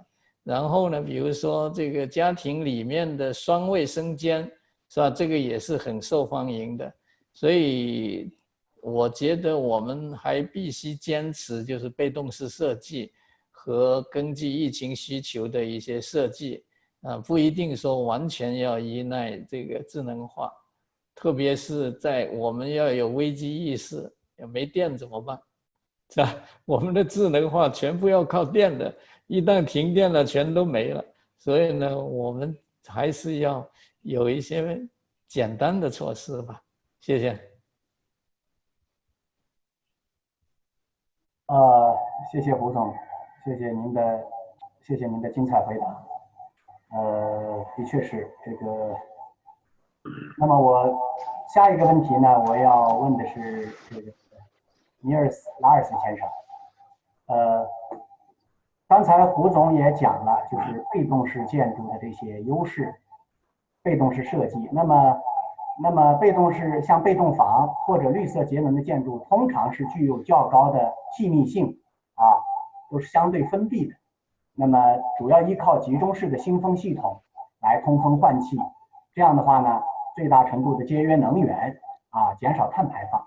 但是呢，疫情常态化的要求和防控的要求，房间要最大程度的开窗通风，是吧？只有这样才能保障这个使用者的安全。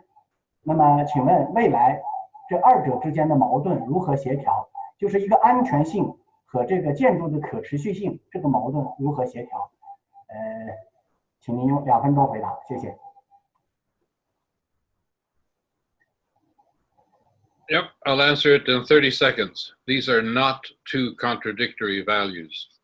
There are many low energy, low emission buildings that I've been involved in the programs I was working with in the 90s that were low energy, but a high level of indoor environmental quality, operable windows. We had a tough time convincing some engineers to try that, but they really were convinced once they saw how it was done. So there's absolutely no conflict between safety and health of occupants and low energy and access to open ventilation and natural ventilation, hybrid ventilation. I'd just like to very briefly say that I disagree with Serge that we should focus on neighborhoods, not suburbs. I think there's no conflict there either. We can talk about intensifying suburbs to turn them into neighborhood-focused suburbs. We shouldn't abandon the suburbs. There's a big investment there. And I agree with most of Arab Hobala's points, but the answer to his problem is a revolution, socio-economic revolution, which is hard to launch without getting thrown into jail. Anyway, there we are. That's for me. Very good, thank you， 谢谢。那么接下来呢，我们是这样，我们虽然时间已经比预计的要过了一点，但是我们还是想按照议程的设计呀，我们邀请这个进入会议室的和参与直播的观众啊，大家来举手提问啊，或者是以这个聊天的方式来提问。我们可能呢，大概只能选择3到4位参会人士提问。那么刚开始呢，这个提问的规则，这个技术主持人也和大家讲了，我想大家都清楚了吧？如果清楚了的话呢，我们现在是不是就可以来举手提问呢？你们都准备好了吗？ Are you ready? 如果准备好了的话，请大家举手提问。我看到我会选择其中一位，然后就会给你镜头。谢谢。好，王彩云，好，请你提问。请打开你的麦克风，彩云，请做一个。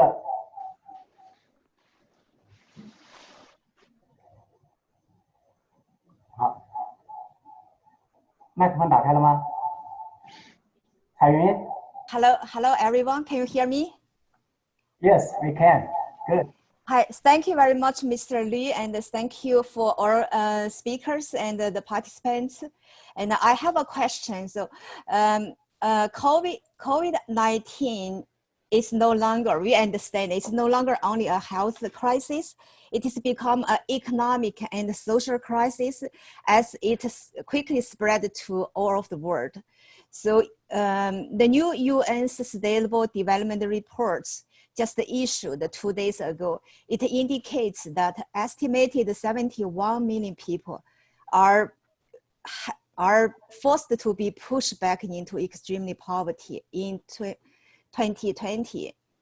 Vulnerable groups, especially children and women in poverty, face high risk. So my question is, from the urban development perspective, what should be done and what should be considered for future green and resilient cities, develop and design to protect and ensure the interest of these disadvantaged groups? Thank you very much.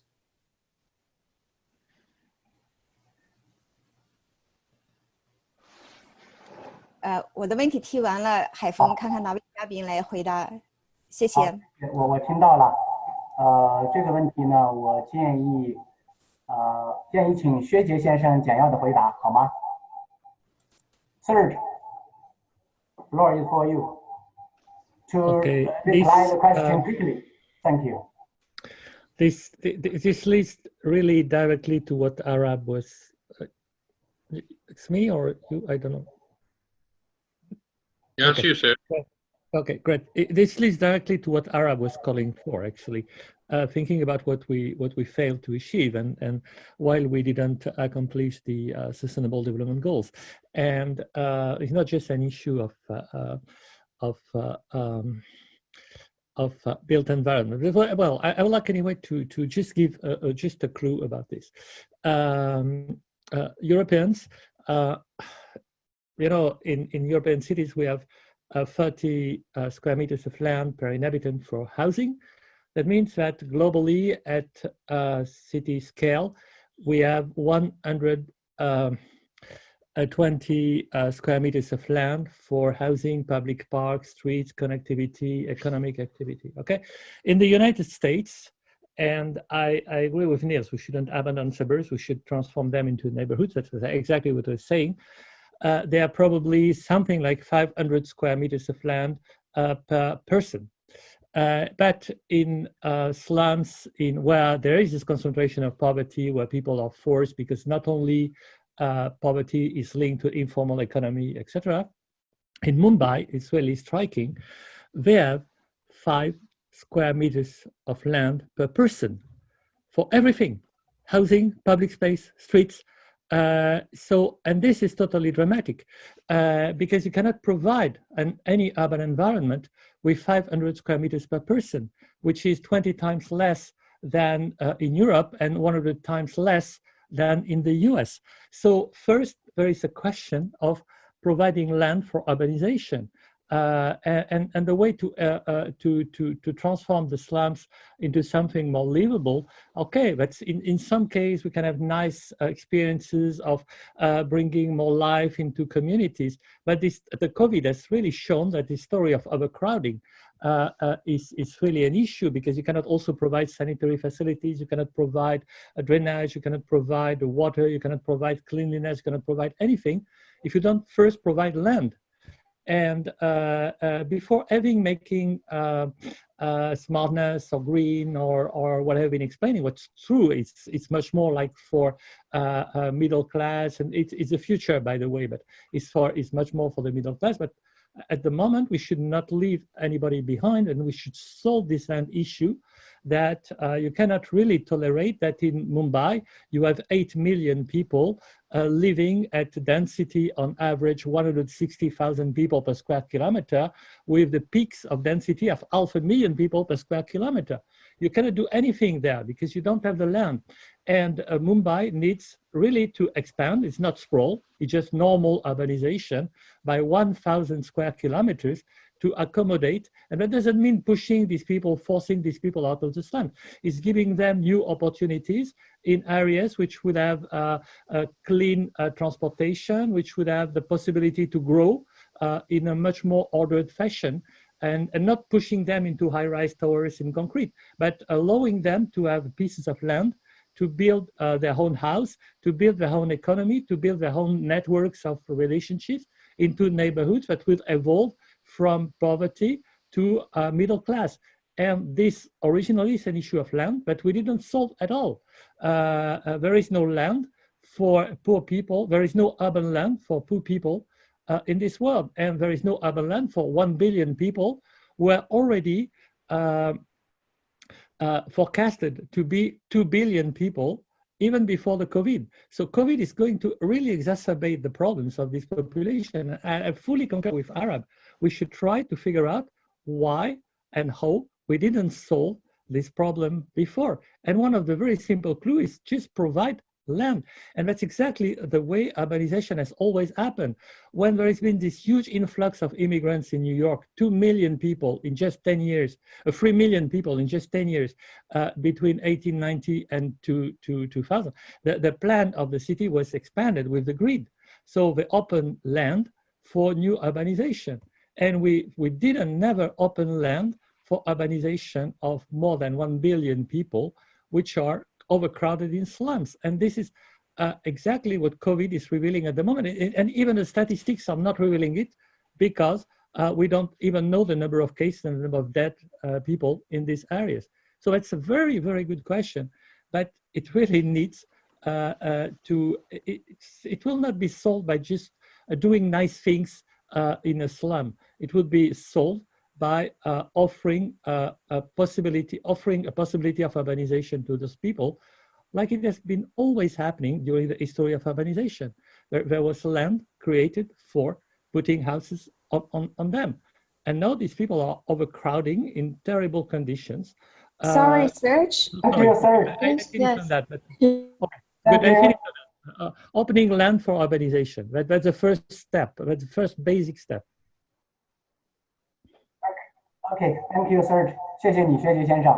那么最后一个还有一个提问机会吧，因为时间关系，刚才我们这个是吕健博士有举手是吧？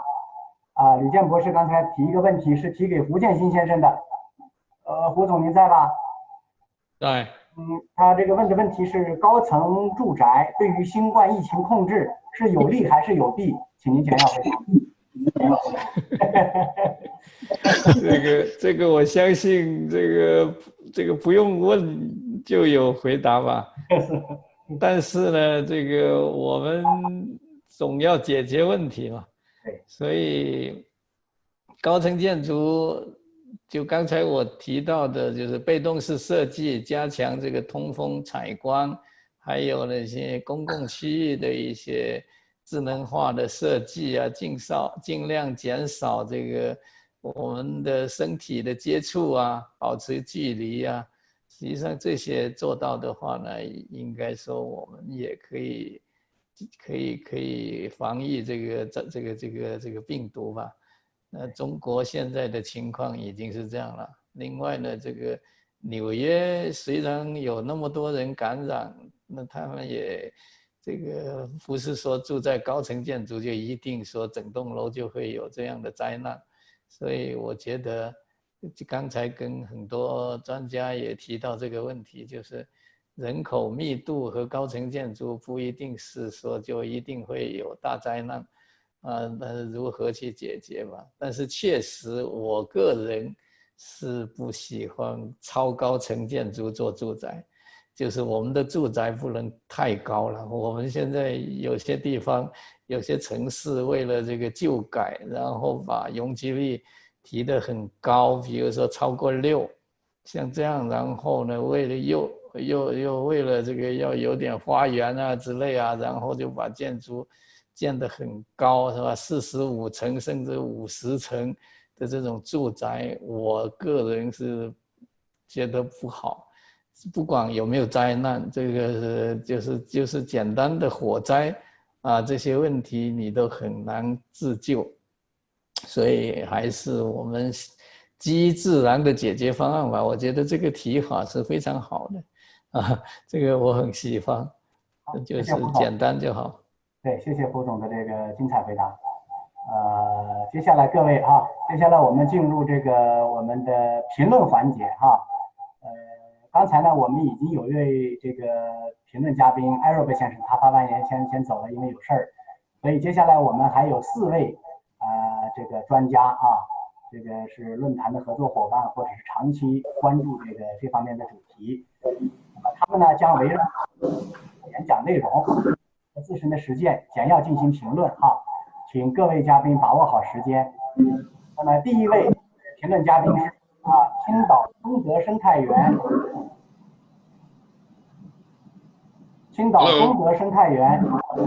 副书记、党组副书记、管委会副主任张建国先生，他的张主任保持麦克风。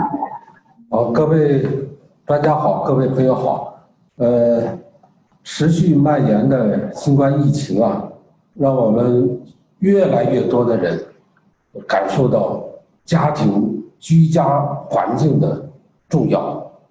我们青岛中德生态园呢，作为绿色建筑、生态环境理念、绿色建筑理念，一个国际化的合作园区，我们也是作为一个实践者，也是作为一个管理者，通过这段时间，疫情条件下的这个运行，深切的感受到了我们，原来我们联合国世界城市日，我记得18年提出来的建设可持续和弹性城市的先见之明。我们这个园区呢，是在中国国内比较早的引进国际先进的生态理念和绿色建筑理念。我们重点是对标德国的一些标准，在中国呢，首先是制定了园区级的绿色生态环境标准体系，严格按照这个体系来进行建设。应该说，我们通过这个疫情，体会到了这些理念和标准的重要性和必要性。一个呢，就是我们的这个生态环境、生态理念和生态标准。比如说，我们的原始地貌的保存比例是40%，低于40%。那我们的住宅30%，生产30%，这个环境绿地40%，这样一个比例。另外呢，就是我们人均的绿地占有率40%，人均公园绿地的这个占有面积呢达到30平米，在任何一点5分钟绿地的到达率达到100%，所以这样一个绿色环境体现出它的价值，体现出它的珍贵。另外呢，我们也比较早的在14年引进了德国的被动式住宅的这个建设标准，也在进行建设。在这一点上呢，我们应该说跟欧盟基本上在我们的小区域实现了同步。另外呢，就是我们的交通体系，就是区内的慢交通，我们的这个微公交、自行车、步行。绿色出行比例达到70%，那么区域外的快交通，包括地铁、城市高速和高速到机场、外出远行都非常的方便。另外呢，包括我们的分布式能源，我们西门子最近做的一个评估呢，就是我们2020年我们的碳排放可以实现发达国家的平均水平。所以我们通过这些实践啊，通过这个疫情特殊条件下的这个比照，更加坚定了我们做低碳城市、绿色城市和这个被动式建筑这样一些理念的这个践行者这样一个信息。我就说这么多。感谢张书记的精彩评论哈，我们祝愿中德生态园这个越来越好，成为这个更多园区学习的借鉴的榜样。那么下面请碧桂园马新区域运营部科技管理事务负责人蒋南斌先生发表评论，请打开麦克风，谢谢，请简短一点啊，谢谢。OK， 我是这个马新区域这个设计管理碧桂园设计管理运营部。我想说一下，现在森林城市这边其实是有达到100%的这个绿化的，就利用这种3D 的这个立体的绿化。不过这个密度确实还是比较高，就像刚这个胡建新总这边说的，有达到45%。那建筑密度高，在这个城市过程，我觉得这个是不可避免的。当然，怎么去应对通风采光？尤其是现在怎么样通过这个立体交通的优化，跟这个横线的这个优化，我觉得现在的这种疫情的情况呢，更多的是在于这个交通出行的优化，以及这个就是这个杀菌洁净等等这些内容。那现在大家都在研讨这个如何做，有了一些这个初步的，不过这个都是一些比较基础的。那往后到底这个会影响多大？我其实很想知道这个往后的交通系统是怎么进行优化的，有什么方向可以更好的优化。我发表就这么多，谢谢。好，谢谢。我相信我们这个大家业界一起努力，会找到一些更好的办法哈。接下来我们请这个深圳蓝波绿建集团总裁、高级建筑师徐宁先生发表评论，请保持麦克风打开，谢谢。各位好，听到吗？听到，请讲。不好意思啊，今天这个摄像头好像连不上。没关系。好。刚才我注意到尼尔斯先生啊，提到这个疫情与这个气候的关系。我想呢，特别重要的是，就是我们可能现在不仅仅是关注于当下疫情，现在可能是作为我们人类对这个地球破坏的一种惩罚吧，一种结果。但是我们更要关心的是这个由来。那么气候变化呢，现在大家都看到，实际上，可能疫情来了以后，我们感觉到碳排放减少了，但是事实上，今年以来，我们的洪水，我们现在中国的这个205条河流都超过了历史警戒水位，欧洲也一样，在最近的几周，欧洲都达到历史的最高的这个气温，而南北极大家都知道，从原来的-25度到现在的20度，而且上万年前的这个病毒都在被我们开发出来。所以呢，解决这个气候的这个原因，这个变暖可能是根本的问题。那么这个呢，就减碳，大家都知道，减碳是我们现在全球都在注意的一个问题。减碳的一方面是我们要采用这个清洁能源、可再生能源；另外一方面就是我们要减少我们的一些活动。刚才这个活佛讲了，我们要舍。加措活佛提到了舍，那么其实呢，西方呢，这个很早的有一位建筑师密斯大师啊，就是提到少即是多。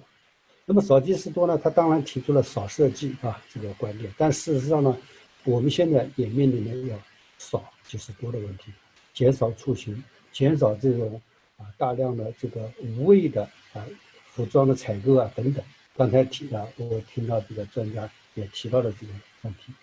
那么我们现在技术呢，刚才专家提到了，是基于自然的解决方案，也就是说被动房的这个解决方案。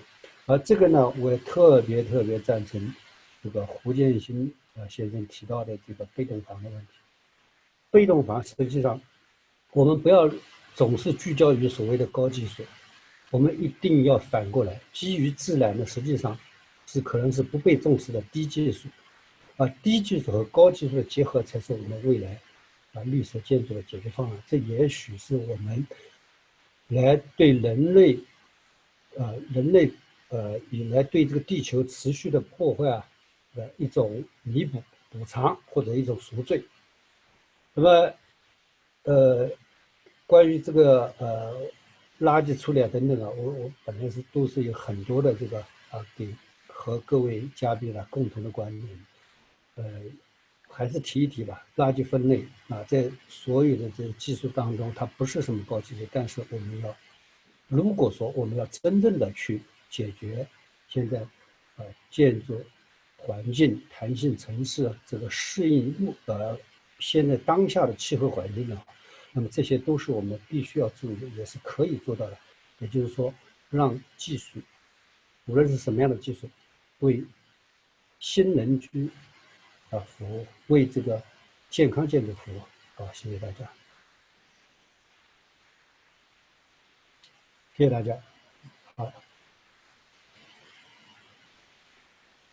感谢徐宁先生的这个精彩评论，他主要强调了这个可再生能源也强调了这个重视垃圾分类等等这些工作。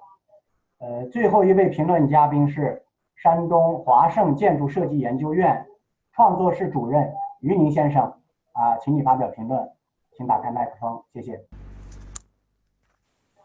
好，谢谢主持人。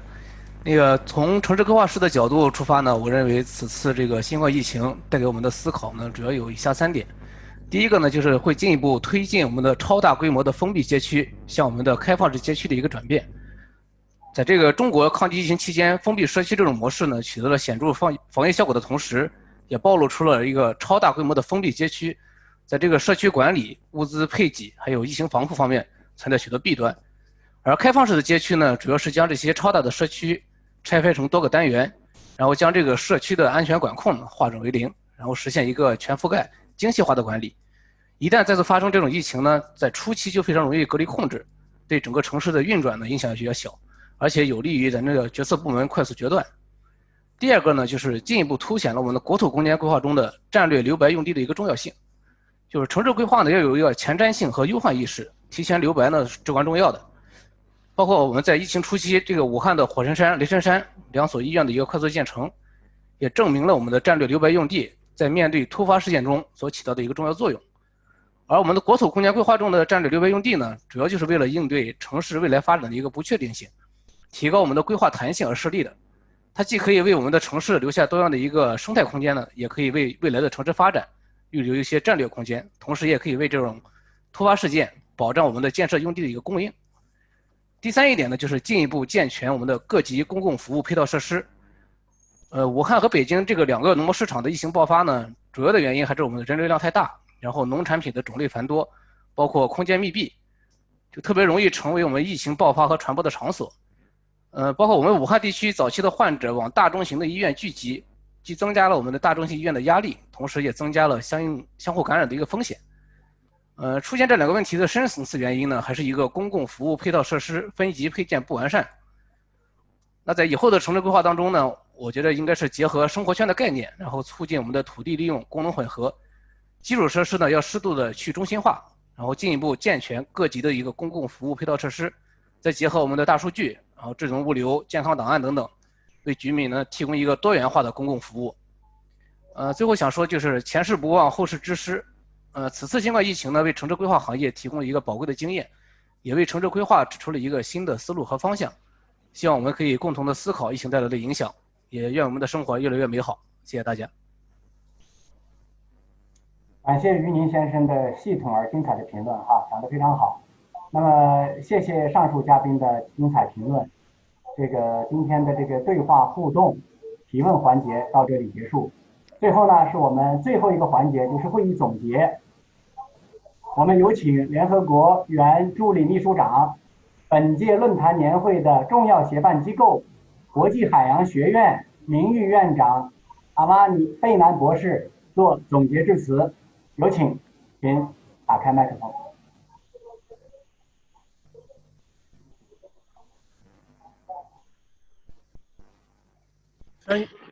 Thank you, Mr. Secretary General.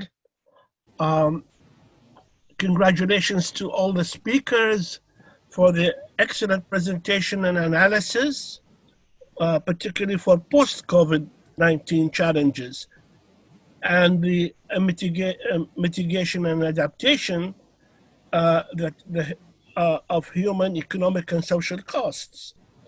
Was very much also moved by Mr. Habballah's passion when he spoke, and also the presentations that gave us a preview of the transformative future that we have through this experience.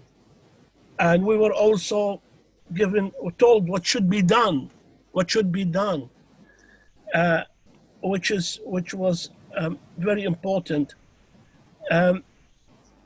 They demonstrated great challenges must be in the human capacity for resilience and adaptation, and highlighted these innovative approaches which we listened to. However, I have a concern that basically wanting that when the 15th annual session takes place, to come to grasp with it. And that the concern that I wish to raise relates to those cities and urban settlements where there is a natural dependency on what we call now the blue economy, particularly in the context of urban ocean nexus and sustainability of coastal cities. Coastal cities and mega coastal cities and mega port cities, whose governance is in the hand of all stakeholders, sharing mutual aspirations and creating a process for living from the ocean sustainably. See, the consequences of COVID-19, the economic, social, and environmental cost of sustainability has been enormous and beyond the resilience of most developing countries and least developed countries and countries in transition when faced with the scourge of the epidemic. Hence the lessons learned, not only how to overcome the COVID and return to the past, but how to live and thrive in a new normal, which the speakers and the debate covered. The additional remarks that I wish to make relates to coastal cities and coastal urban nexus, interdependence of economic, environmental, and social interaction in such engagements as maritime trade, maritime transport, ports and harbors, shipping, inland logistics, connectivity, fisheries, access to ocean natural resources, living, non-living, energy, recreation, hospitality, tourism, which are the narratives of a blue economy for every coastal city. And we have so many mega coastal cities, particularly one of them is Shenzhen. Now place that in terms of what we learned from the epidemic of COVID-19. And in that context, the global existential threat of sea level rise as a result of climate change. There is no doubt when sea level rise reaches the tipping point, far more tragic in total consequences when compared with the aftermath of the COVID-19. Then the question must be raised as to the consequences of a thriving, overpopulated coastal city being port cities, centers of maritime trade, tourism, recreation, dependent on ocean services, with a level rise and loss of habitat and an uncountable number of refugees, in the billion, that will have no refuge. Regrettably, however, human destructive behavior towards the ocean and the role of coastal cities in that, with human waste, discards, debris, plastics, microplastics, medical waste, noxious substances, and the list can go on, is placing untold stress on the ocean and the global economic system balance. The stress on ocean living resources could speculatively result in unknown pathogens entering the food chains and damaging human health, to say the least, adding an additional dimension to sea level rise, not just loss of habitat. Given in comparison the economic and social costs of the current pandemic, then we have to wonder, how would it be possible for the less privileged members of the international community, developing and least developed countries, to be able to mitigate with resilience, no matter how much we know what should be done, because of the hazard that we're going to face to survive. This leads me to the transformative thinking of science and technology as mitigating tool should become more conjectural and not solely observatory. Furthermore, to implement the precautionary adaptation and mitigation measures, there is a need to be for ample international, financial, and empowerment of human resources. And both needs, the resources, the money, the financial. The critical need for financial and qualified human resources when we're going to reach the tipping point of sea level rise, to mitigate economic and social resources needed to fight what would be the joint the epidemic or the sea level rise consequences. There is a critical need for financial instruments to evolve by the international financial institution and multilateral policies of regions to become the cornerstone of multilateral cooperation. Without multilateral cooperation, without financial resources, it's going to be over the same. We know it should be done, but it cannot be done. But it has to be done. Having said that, I repeat the earlier phrase that the destructiveness of human beings is only matched by its ingenuity to seek solutions, survive, and innovate. Today, by our webinar meeting, utilizing modern communications, we reduce the cost of transport and carbon emissions. I'm sure also the architects, we've heard of some, are busy designing habitats that provide for the new normal of social distancing. And hopefully, we are also working on imagining the habitat that can meet sea level rise threat. We should take the challenge to convert tragic epidemic to an opportunity to seek precautionary measures in making coastal cities fit the slogan of better cities, better life, coined in China 10 years ago. We at IOI have devoted since 1972 our efforts to development through training and education, because our conviction that the human factor is the ultimate tool in resilience, recovery, and survival. And I sincerely hope that when the 15th Annual Forum meets, that we put in the center of these issues, what is the future of coastal cities when the tipping point arrives. Thank you and congratulations to the forum. Thank you.